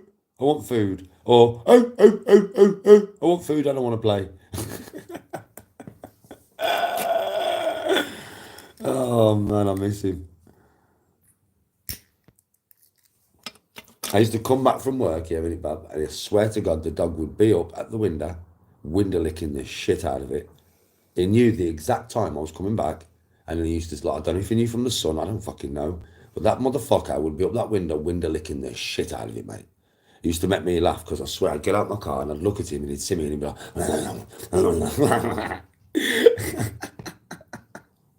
proper trying to lick me through the window, and I wouldn't mind, but the saft bastard had been trying to do this for years upon years upon years and never managed to lick me through the window. But he did it every day. He's like, today I'm going to lick him through the window. And it's always fucking skate they go out the box, one little thing. Yeah, he was an escape artist as well, man. Motherfucker used to escape, man. No matter what I did to keep that dog, he used to escape, but he used to bring himself back. I swear to God, motherfucker do one. Be gone all day. I'm like, where the fuck? I'm stressing. I'm running around the area. All of a sudden, I swear, I'm not pissing you. I'm not joking. It's like, as soon as it started getting dark, it's like he knew his curfew. Do you know what I mean? I'd be frantically on the front garden. All the neighbours, right, would be out. They'd be like, Danny, we ain't seen him. We ain't seen him. I'd look to my left and he'd just be trotting. All right, Dad. Yeah, I've been out, Dad. Covered in mud. He was always covered in mud. I don't know what the fuck he'd been doing. You know what I mean, right? But, oh, you all right, Dad? Yeah, I'm back now, Dad. I was like, come here, Butch, you fucking shithead. I've been worried about you all day. Do you think he even batted an eyelid? Nah. He's just bowling the house into the kitchen, stood by his bowl. I'm hungry. Once the dog catchers caught him, didn't they? And then they had to stay in that freaking dog's home for the night, which is like nearly 200 quid. Yeah, it was, yeah. He died like that though, did he? He fucking died like that. I've never seen my dog look so miserable in his life. The dog catchers got him once, yeah, and they took him to like a kennel. right? One night, 200 quid. They charged me to get him out. But I went there the next morning, and I swear to God, I have never seen, like, I crept into the cage, you know where he was? I crept in, yeah. And I was expecting him, like, he wouldn't be barking, but I was expecting him to, like, you know, be nervously pacing up and down. Yeah, I'm not fucking joking with you. I expected him to be making some noise. Nah, man. I walked into the cage. Well, there was loads of cages. Right, and the fucking dogs are going mad. They're all barking and that, yeah. I'm like, where is he? Like, third cage down over there. I'm like, I've walked to the cage, and I swear to God, Butch has walked to the other corner of the cage, turned his back on everybody and all the dogs, and he's just looking at the fucking wall. And it took me, I went, Butch, didn't move. I was like, Butch, didn't move. I was like, boy. And as soon as I went, boy, his ears propped up. Do you know what I mean? And then he just turned back into the old dog again. He was like, my dad's come, my dad's come, my dad's here, my dad's here. Oh, he hated that. He did not like that. That freaked him out. He was a bit weird for days after that, man. He was like, Dad, why did you let them men take me? I didn't let nobody take you. You said he couldn't. You escaped. You went on runabout, and they caught you. And I, like, you know what I mean? They caught you and they put you in a van. Like, a police officer came to arrest you, Butch. He was a naughty boy. He got arrested.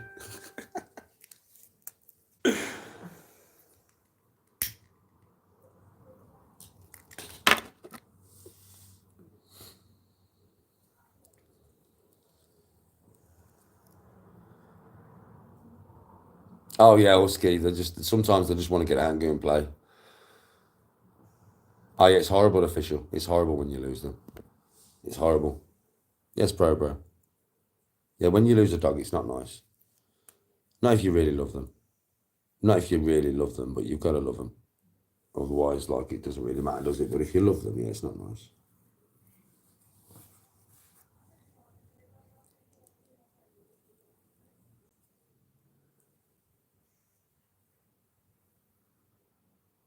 Yeah, I know, Mark. R.I.P. to the little man. He'll be with Butch somewhere now, bro. Running around like a fucking madman in doggy heaven. Butch will be getting into rob loads of food from everybody. In doggy language, Mark, it'll sound something like this. Buster, you're little. And he'll be like, yeah, I know. Well, Scottish accent in it, so, yeah, I know. I'm fucking little. I know. Well, you can get in that gap. Go and steal them croissants.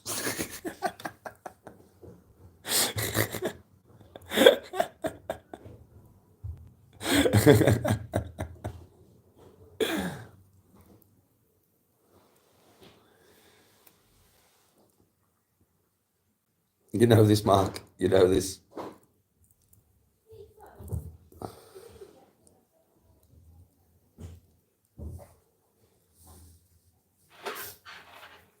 Oh, let's do some slow press-ups to finish off my little training today, eh?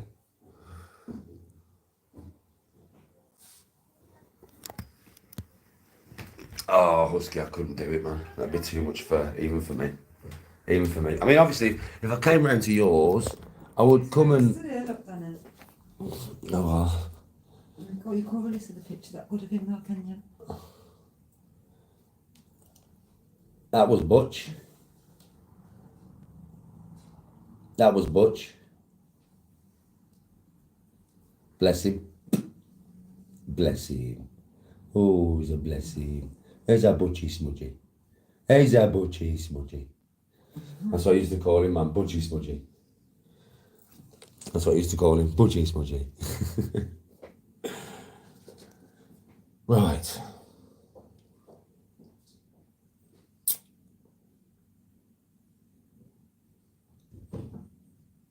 These are painful.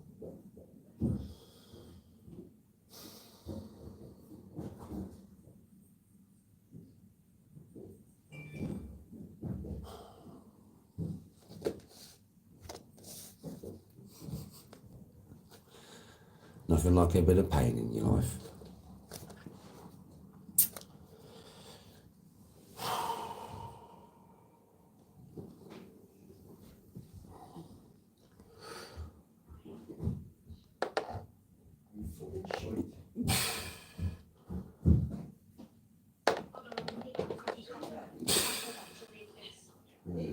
What?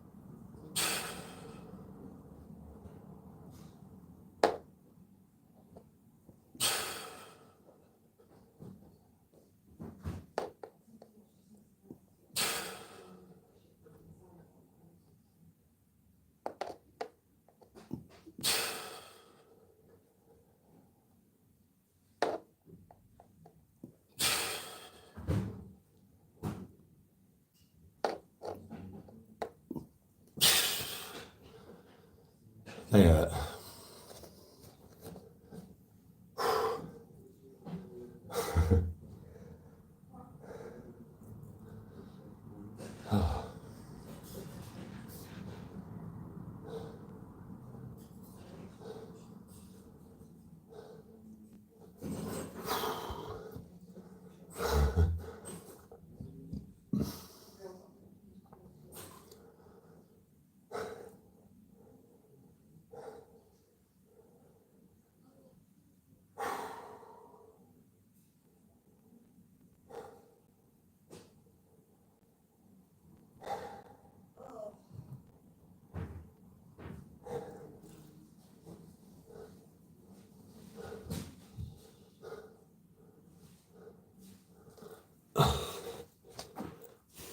You say, Mark?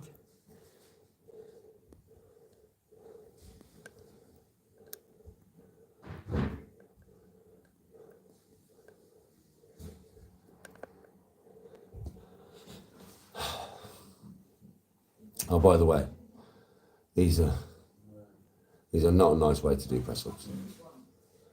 They're not. I'm going to make them even harder now. Slower and much harder. The reason I do them like this, yeah, is because normal press-ups I can do fucking shitloads. You know I can. I can do fucking loads, right? Normal press-ups, normal pace. Boom, boom, boom, boom, boom, boom. I can do fucking loads.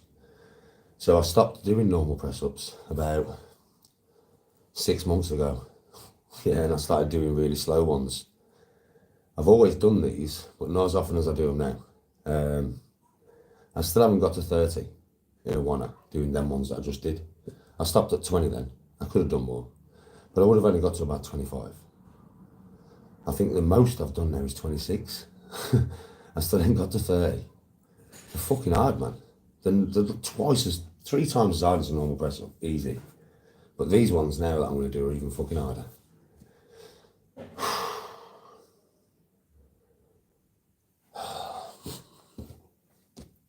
Yeah, these are even harder because they're even longer. It's even a longer negative to a longer hold.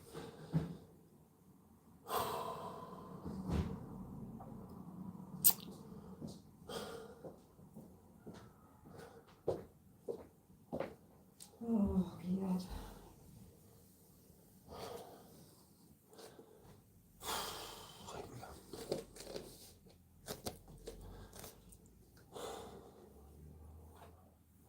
So these look as hard as and disgusting because you do them on your knees there, but when you see me doing these really slow ones, they just look disgusting because they feel disgusting. Like I do loads of them now, innit? And it's just torture. You know what I mean? Is it? Oh. Let's come pick up them, Bob. Okay. You know what for? Oh, I'm not walking.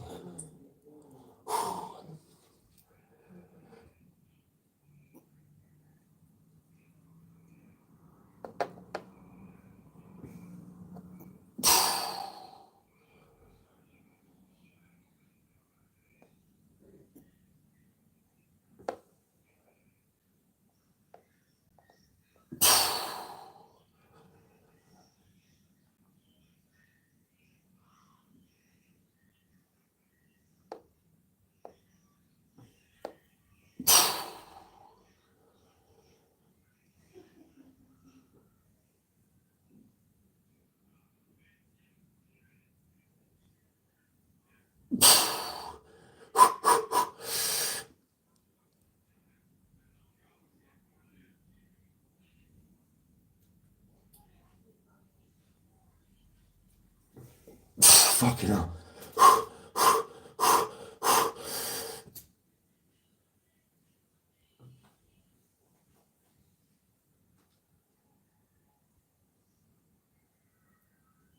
Fuck me.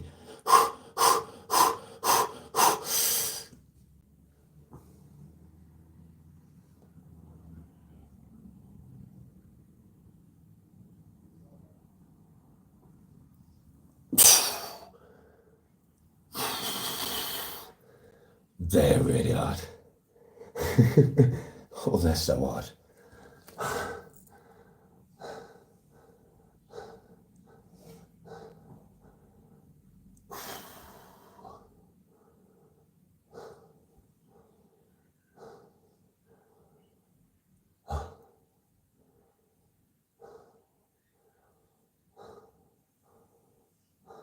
Babe. Babe.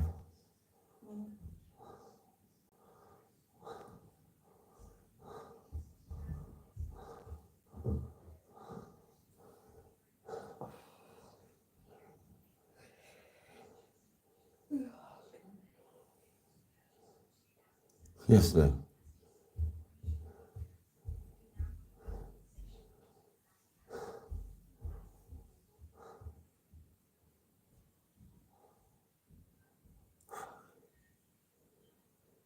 I love some training now, man.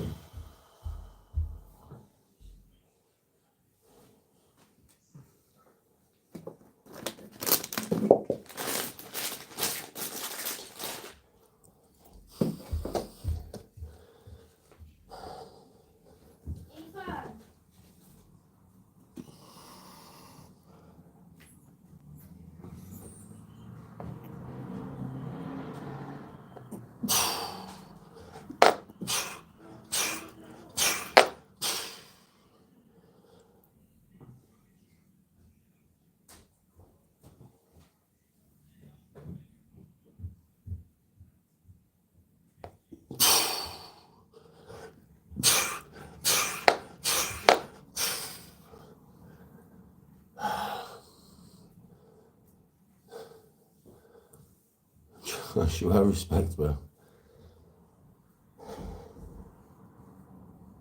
I've done quite a bit of training during this life, to be fair.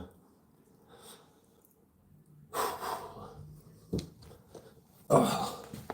Problem with me is once I start, I don't really stop, do I? Ain't bad.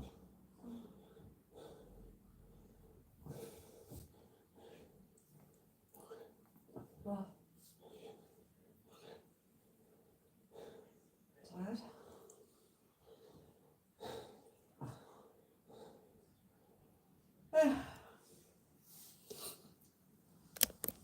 Oh. Oh, it's got one out on it with a started.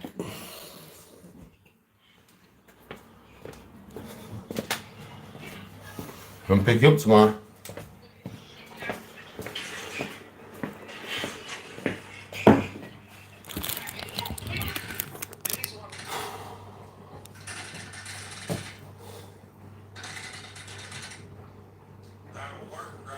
Do you want a coffee, Bob?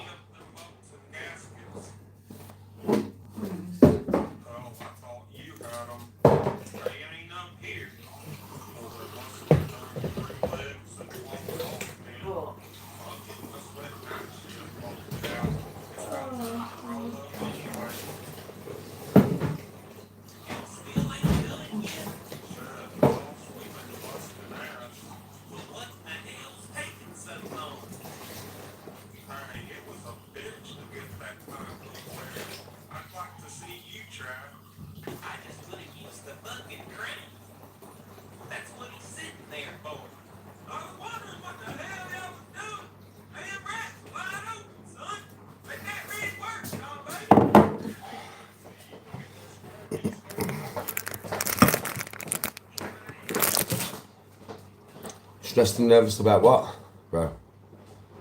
What are you stressed and nervous about?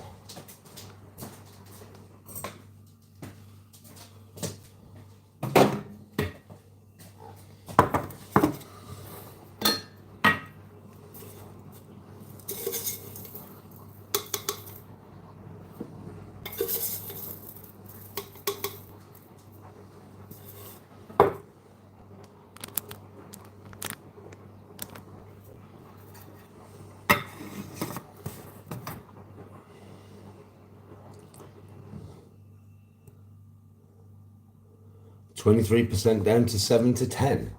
Fucking hell, bro. you really want to go that low? I mean, like, see this? See where I'm sitting now? I'm probably about 14% body fat or something. I would say I'm sitting at about 14. Do you know what I mean, right? So you can see what 14 is. I mean, 14 is quite ripped, bro. I mean, 8 to 10 is, like 8 to 10, bro. I mean, that's just like, you know what I mean? It's a lot, bro. That's very low, bro.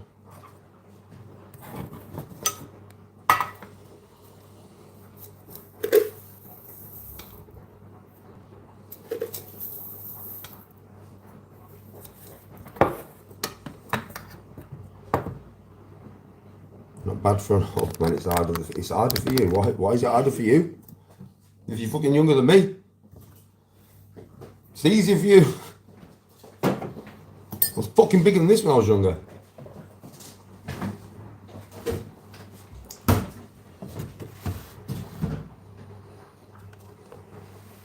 I'm a giga chad.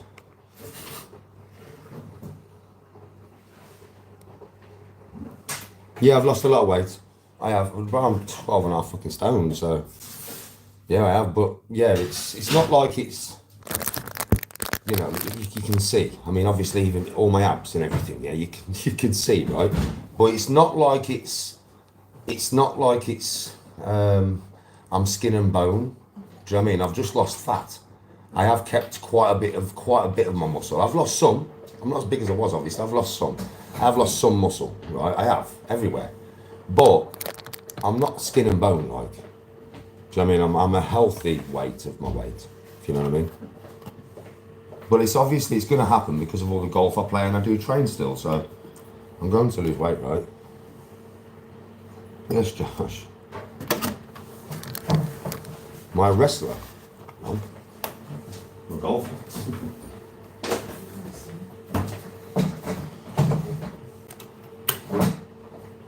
Cheers, Joshua.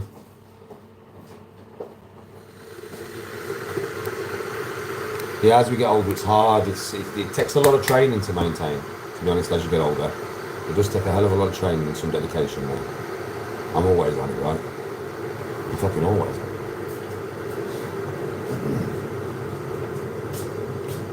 I'm just going to go and put a t-shirt.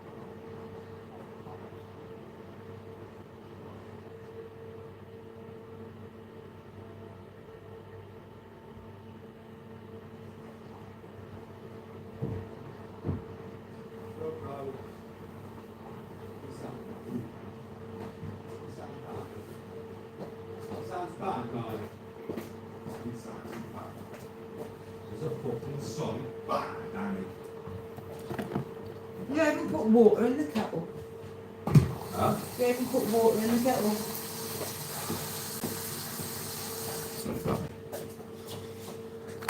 There we go, and I can put camera down because I'm fully clothed and nobody can complain and say, you get it all fucking abs out, it's all fucking getting hot on it, Jay there, fucking hard, tell me. Is it this show? Fucking Everybody says, hello, Tony. Oh. I even switched it on now. You know, you don't feel it if I don't switch it on.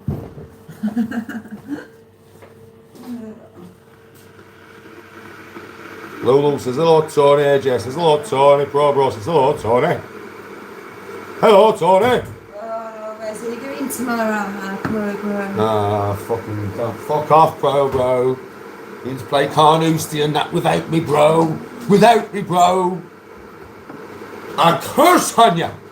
I curse on you there, man. I throw a curse at you. I take it back. I want you to play really well. I'm only joking like that.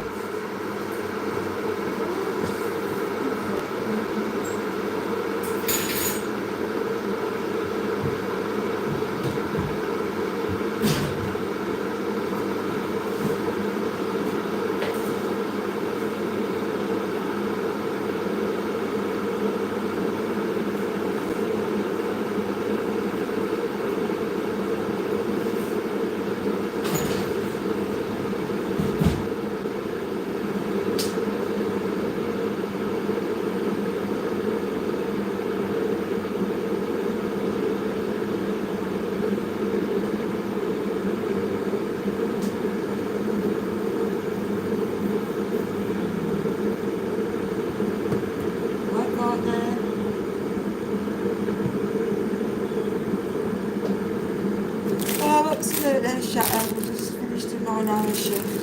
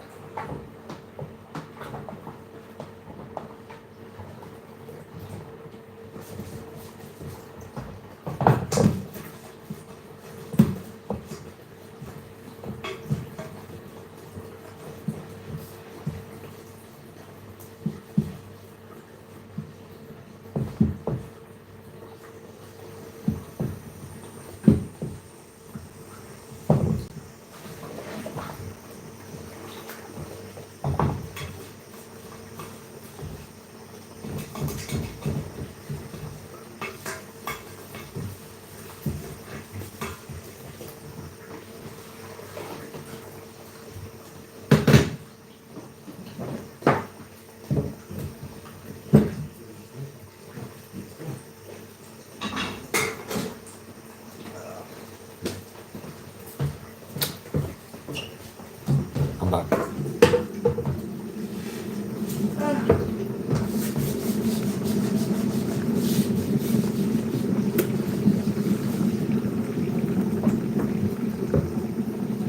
Don't drive upstairs at my hotel and play. Nah, bro. It's a bit far, mate, to be driving up tonight and to be playing tomorrow. Don't worry, I'll get to play next year. I mean, you would have already been on the course as well, pro, so you'll be able to guide me around a little bit. Not really cursed you, bro. I love you to bits. I'm happy for you. You'll be able to play Carnoustie for fuck's sake. Huh? You know what I mean? However long it takes. What's that? You lucky fucking bastard.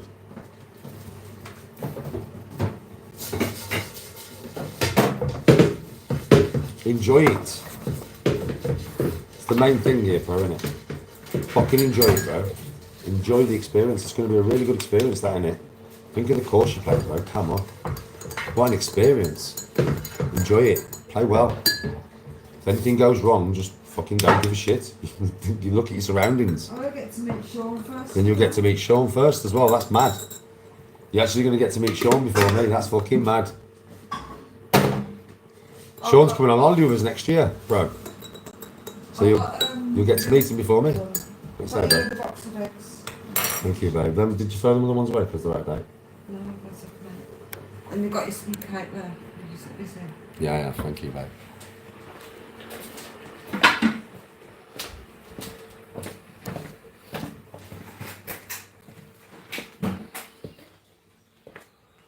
Well, I'm not curling 50k. What? Not curling today, mate. No arms. Shoulders, a little bit of fitness, golf swing, chest. I killed that 50k loads of times, bro. But it's not curling today. No arms, mate.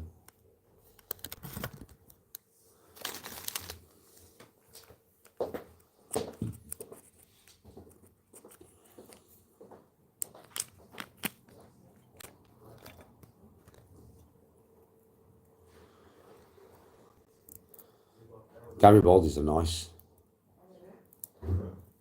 Yeah, Garibaldi's are nice.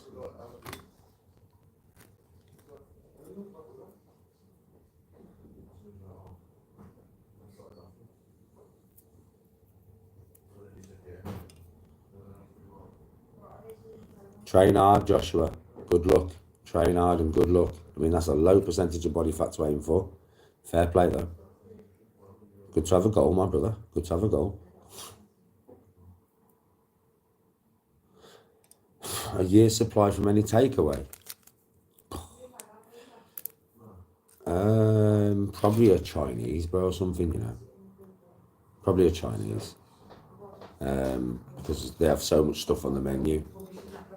It'd probably take me a couple of months to get through the menu, and then I could restart the menu again.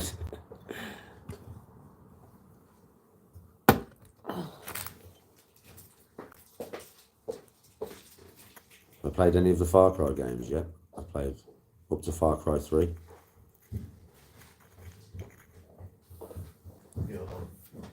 Pro!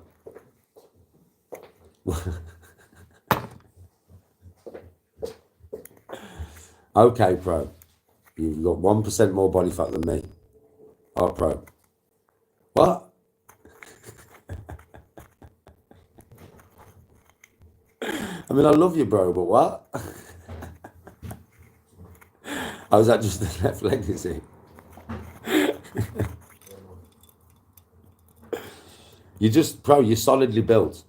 You're built for the shield wall, bro, that's what it is. But it benefits you, bro, because you're built for the shield wall. You're built to throw a 10-key javelin, yeah, all the way across the battlefield, bro. Taking out about 3 geezers on horses and that. So what does that equate to? Hitting the golf ball from here to the moon. It's all good in the hood. You're just built, bro. You're just built. You're a manly build, bro. Fucking bear.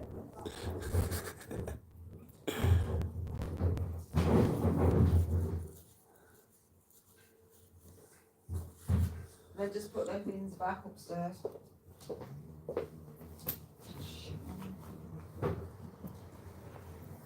Oh, Can I know going about this, but I've failed at the little white line.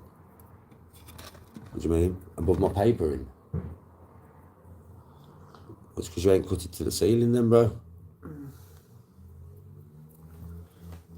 I told you, when you fold it, and you fold it back, yeah, you're not cutting the lower part of the fold, bro.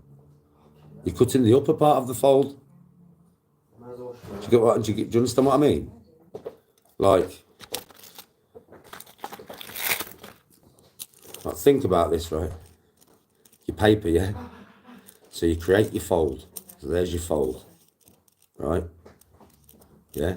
Now, obviously, you've got to peel this back. You've got to take the paper off the wall, haven't you, to be able to cut it. So it's like that, yeah? So when you do that, you're not cutting the bottom of the fucking fold, bro. You're cutting the top. You've got to cut across this top edge, perfectly straight, but across the top edge, bro. And then it'll go straight to the roof. I mean, it'll leave a tiny little, tiny like millimetre motherfucker. Yeah, all the way across. Unless you've got perfectly square, perfectly brand new roofs. And if you have, you can effectively do it with standing blade. You don't have to do it how I did it. There is a way to do it with standing blade. If your roof, you know, your is perfect, like, basically. If the plaster's perfect, if it's brand new, you can effectively cut it with a standing blade, bro. But if it's not perfect and brand new, you've got to use scissors, but that's how you got to do it. I mean, I'm not a professional wallpaper or anything, bro, but that's how I do it.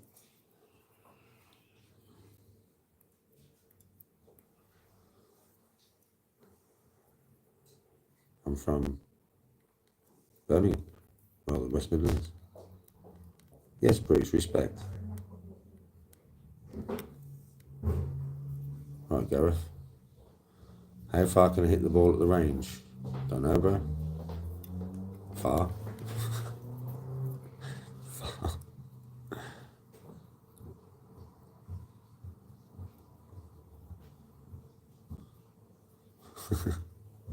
No worries, Dominator.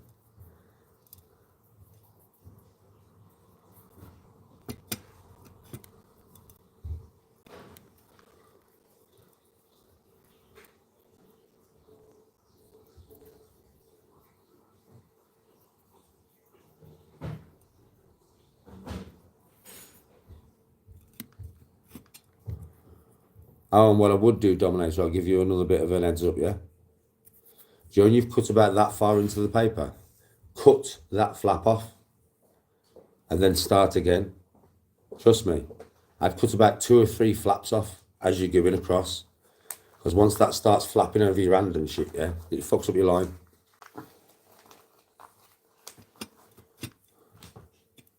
That's something I forgot to tell you.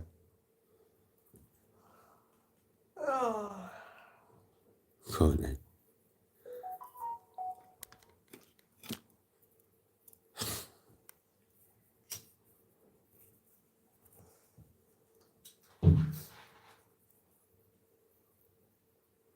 You're averaging 180 to 240-ish. It's okay, bro. It's fine. Obviously, my driver, bro, I hit over the driving range. So it depends on club. For me, 180 to 200 yards is 6 iron. Yeah, so that would be my yardage for my 6 iron.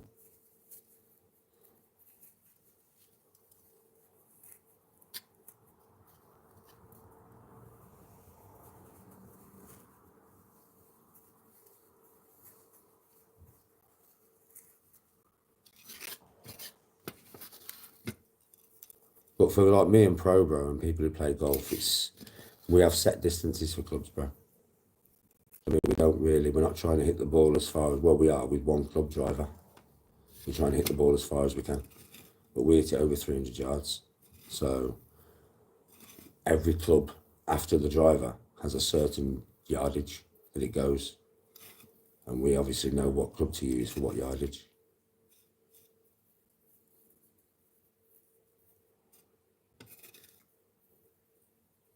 It's a strict yardage as well. It's like I wouldn't want to hit my 6 iron further than what I hit my 6 iron, if that makes any sense. Like I wouldn't want to hit it further. Like I can hit it between 180 and 200, depends on where I grip on the club, and depends on how much of a swing that I use. Yeah, but I would never want to hit it over that. Like I would go to another club. Do you get what I mean? I'm going to have to put one more club back in my bag, I think. My 4 iron. Because I'm at a disadvantage here. I'm going straight from my 3 iron distance. So my distances are as it goes. I've got that one hybrid wood in my bag that Dan gave me, the Nike one, yeah? Which I just fuck about with, right? Because it's just fun to use. But that goes the same distance as my 3 iron. They're both about the same distance, about 240 yards. So I've got 2 clubs that do the same thing in my bag. You know what I mean? They're just a different flight, basically. But I keep them both in my bag because some days I might want to use that one wood, some days I might want to use the 3 iron. All depends really. But I'm stuck now because I go from 240 to 200 yards. There's nothing in between. I've got nothing in between that yardage. I've got my 3 wood, which is like 270, 280. My 5 wood, which is 250, 260. Then I've got my 3 iron and my 1 wood, which is 230 to 240. Yeah. And then I've got nothing from 230 to 200 because my 6 iron on a max hit will only go 200 yards. So I'm going to have to put my 4 iron back in my bag. Do you know what I mean? Because my 4 iron is roughly about 205 to 220. Depends on how I hit it. So at least I've got that club that's in the middle. So at the moment I ain't got one.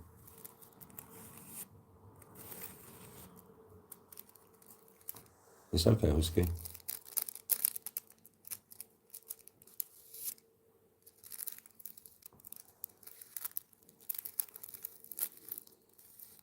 My pitching wedge, that one, is now 140. Between 130 and 140 is that pitching wedge now. My gap wedge, well, I could hit that pitching wedge 120 if I wanted to. By doing like a 10 30 backswing, and you know what I mean, kind of I could hit it that yardage, and I can if I want to.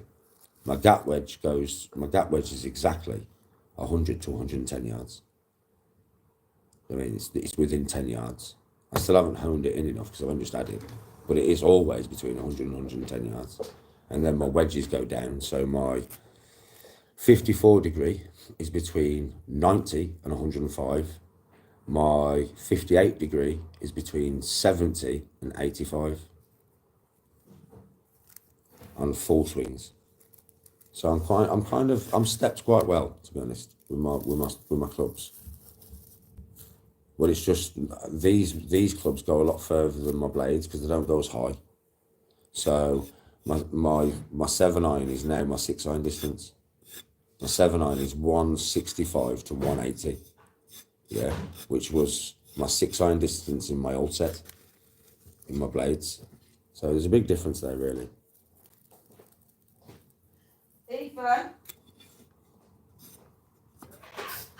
run to the shop and get me some salt. Why did I run away from somebody in Smethwick the other day?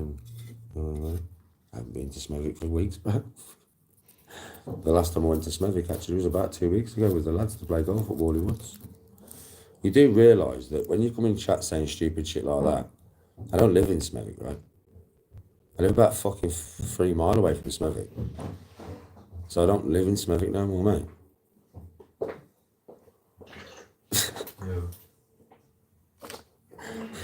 Fucking donuts.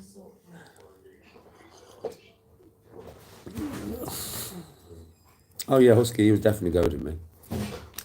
Or trying to, thinking that I still live in Smethwick, not realising how much of a dozy twat he's going to sound when I say I don't live in Smethwick.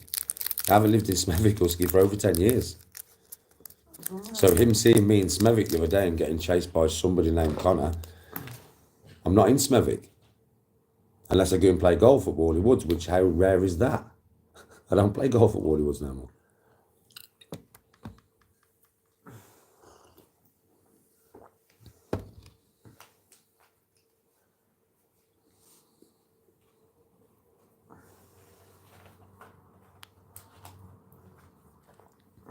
What other sports am I into? Basketball and big wave bodyboarding, I suppose, if you would call that a sport.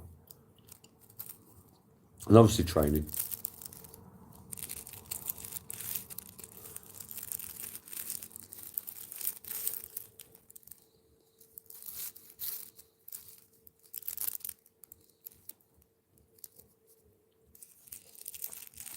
Oh, God.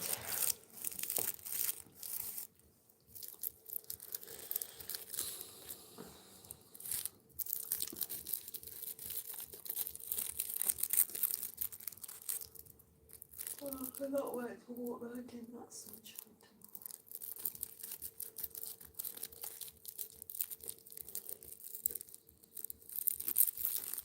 Oh, I'm having like vegetables and shit today.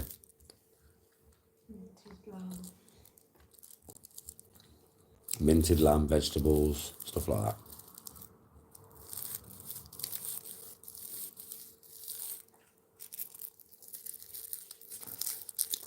Rolling the fag, Kev.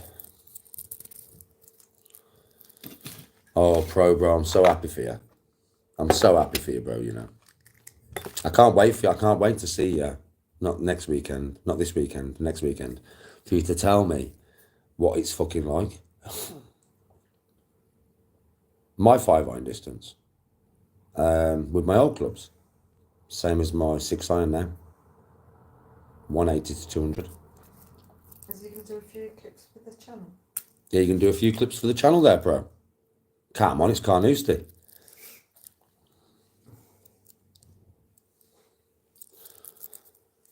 Clay. What? You haven't got enough money, mate. There isn't enough money in the world for that one. Jesus Christ. What do you think that was? How much to do this, Danny? So take a guess. See if you can guess. How much to do what? Yeah, that's what I'm saying. How much to do what, Bob? Take a guess. Okay. Is it much to do with fighting? Nothing to do with fighting. What, rude things? Yeah, rude things. That's what do you think it was? Get naked? I don't know. Not with me. With you? How much to get naked with you like and, you know, have a go like? What a weirdo.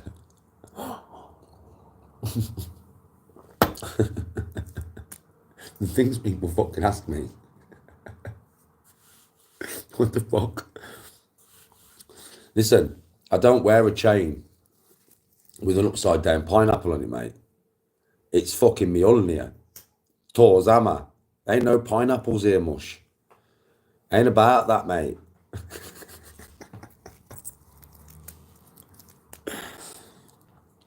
Fucking hardcore.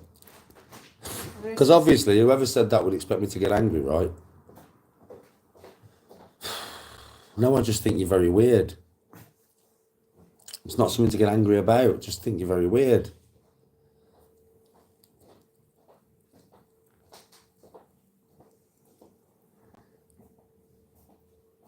Claudia. It's inside, in the middle. Oh, yeah, Sean. I haven't got a 5-iron in the Mizunos. I've got from 6-iron down, yeah? Bro, my 6-iron is on a normal hit. So on a normal hit, it's 190 to 195. If I rev it up a little bit, 200. And if I choke down and hit it soft, it's about 180. That's my 5-iron distance with my blades. It's a whole club difference. It's madness, bro. It's like my pitching wedge is now my 9-iron. My gap wedge is my pitching wedge. It's fucking...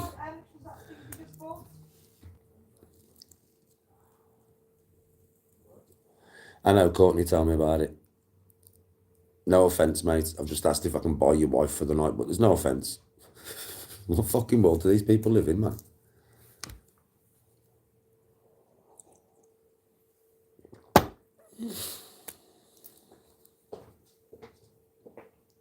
Oh, Sean, they are. They really, really are.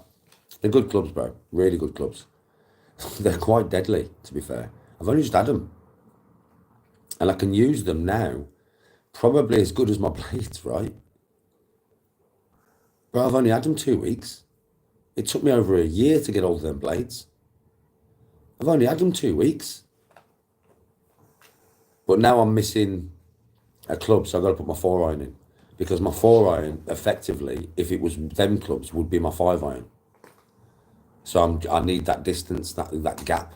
Yeah, so I'm going to put my 4-iron, my Titleist 4-iron back in. And that'll give me the distance of the 5-iron if I was using the JPXs.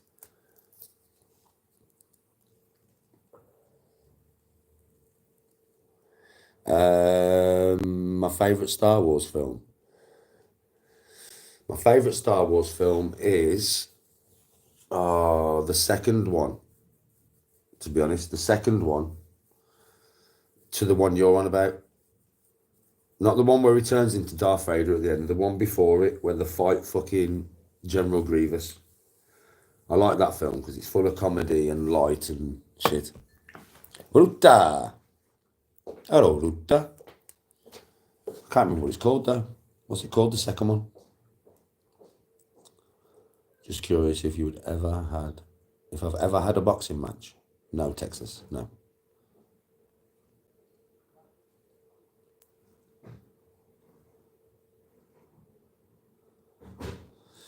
Yeah, Sean, everybody wants that Scotty Cameron, bro. But why get rid of something unless it's broken? If you are used to a centre shaft, and now you got Scotty, so it's now basically over the heel, right? Well, you got to think about it. It's moved back, hasn't it? So what have you got to do? Move back. You mean you got to actually stand a bit further away from it now. I would say probably about that much will do you. That's what you got to do though now, bro. And I don't mean, you got to put your putter further out from your body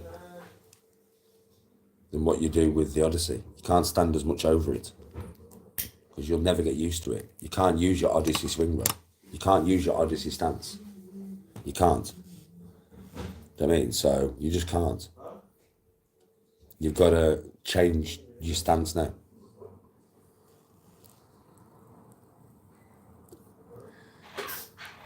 Before I had that Odyssey, yeah, I had a Titleist putter, like a Titleist cave putter, and it was like it's hard to explain, but it had like grooves in the back of it. It wasn't like that. It was, the shaft was over the heel. And when I first got the Odyssey, I had to learn to stand closer to the ball, Sean, and get over it. So you've got to effectively do the opposite.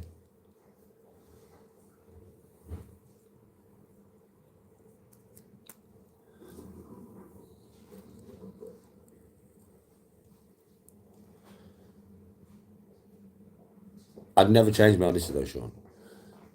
And I mean never. I'm not joking. I'll never be a pro golfer, but just say in fantasy land that I became a pro. I shit you not, I would, that exact putter is what I would use, and then I would go to Odyssey and I would say, I want you to make me 20 of that putter with the exact weight. And I'd have 20 of them lined up in case that one ever broke.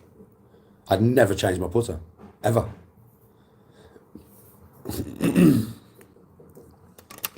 There is no fucking way that I'm changing that. There's no way, bro. Because I walk on the green and I look at the fucking hole and like literally I feel like I've got a wand in my hand. Ruta, my brother, hours work.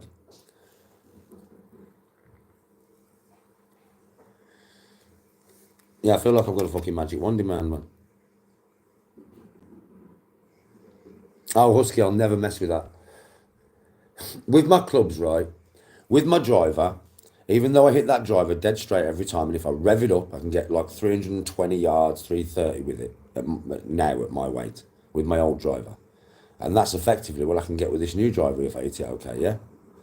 But that, don't forget, I've had that driver for 15 fucking years.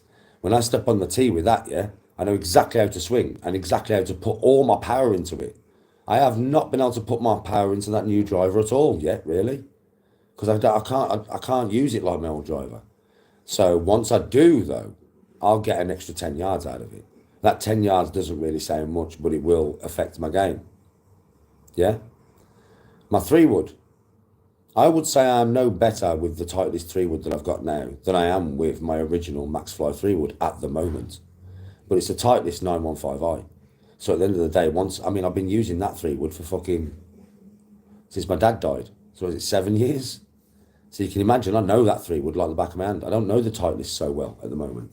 Yeah? So I'm learning it. But I have hit some fucking right shots with that fucking Titleist 3-wood, let me tell you. And that's while I'm learning it. I'm getting there with that 3-wood. I'm getting there with it. It's 80% with that fucking thing now. I'd say about 60% with my driver. Yeah? But these are new things in my bag. To get better, you've got to add things. You have. You really have. But that set that I've got now, all them clubs that I've got in there now, I will not change at all. That's my set. And it'll stay like that until I get down to a 5 handicap. If I get down to a 5 handicap. Because I know that set of clubs in there is a good enough set to get me down to the 5. And then maybe I'll go and get fitted. But even if I get fitted, I still won't change my putter. What the fuck? No chance. Never. Pro Bro's always got a new putter. He has a new putter every week. He's not having a new putter no more, though, are you, Pro Bro? You're going to stay with the Odyssey, you, Pro Bro. You're staying with Any Pro. You're not having a new one no more, Pro.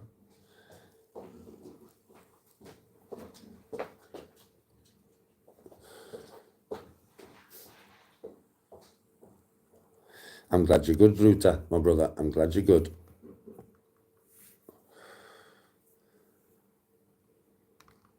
The trout putter. Fucking hell, Courtney. The trout. The trout pout. Fucking hell. Pout on that motherfucker. Let's go. Fuck me, mush. The trout putter. Imagine using that. That'd be funny as fuck.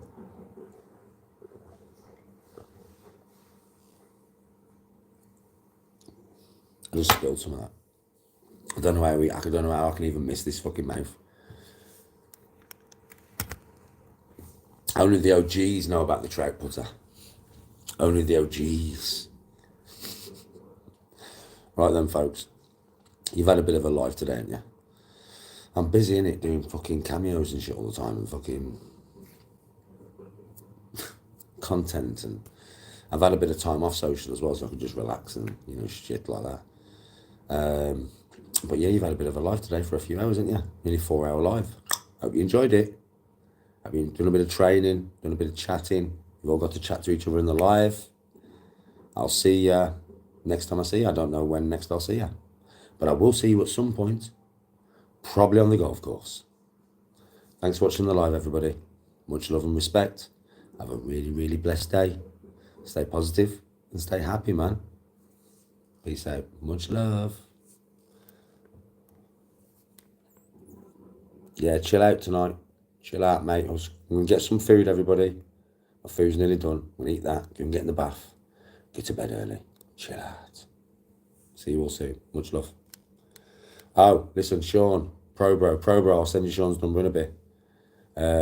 Have a good round tomorrow, lads. Enjoy yourself. Sean, you're going to enjoy playing with Pro.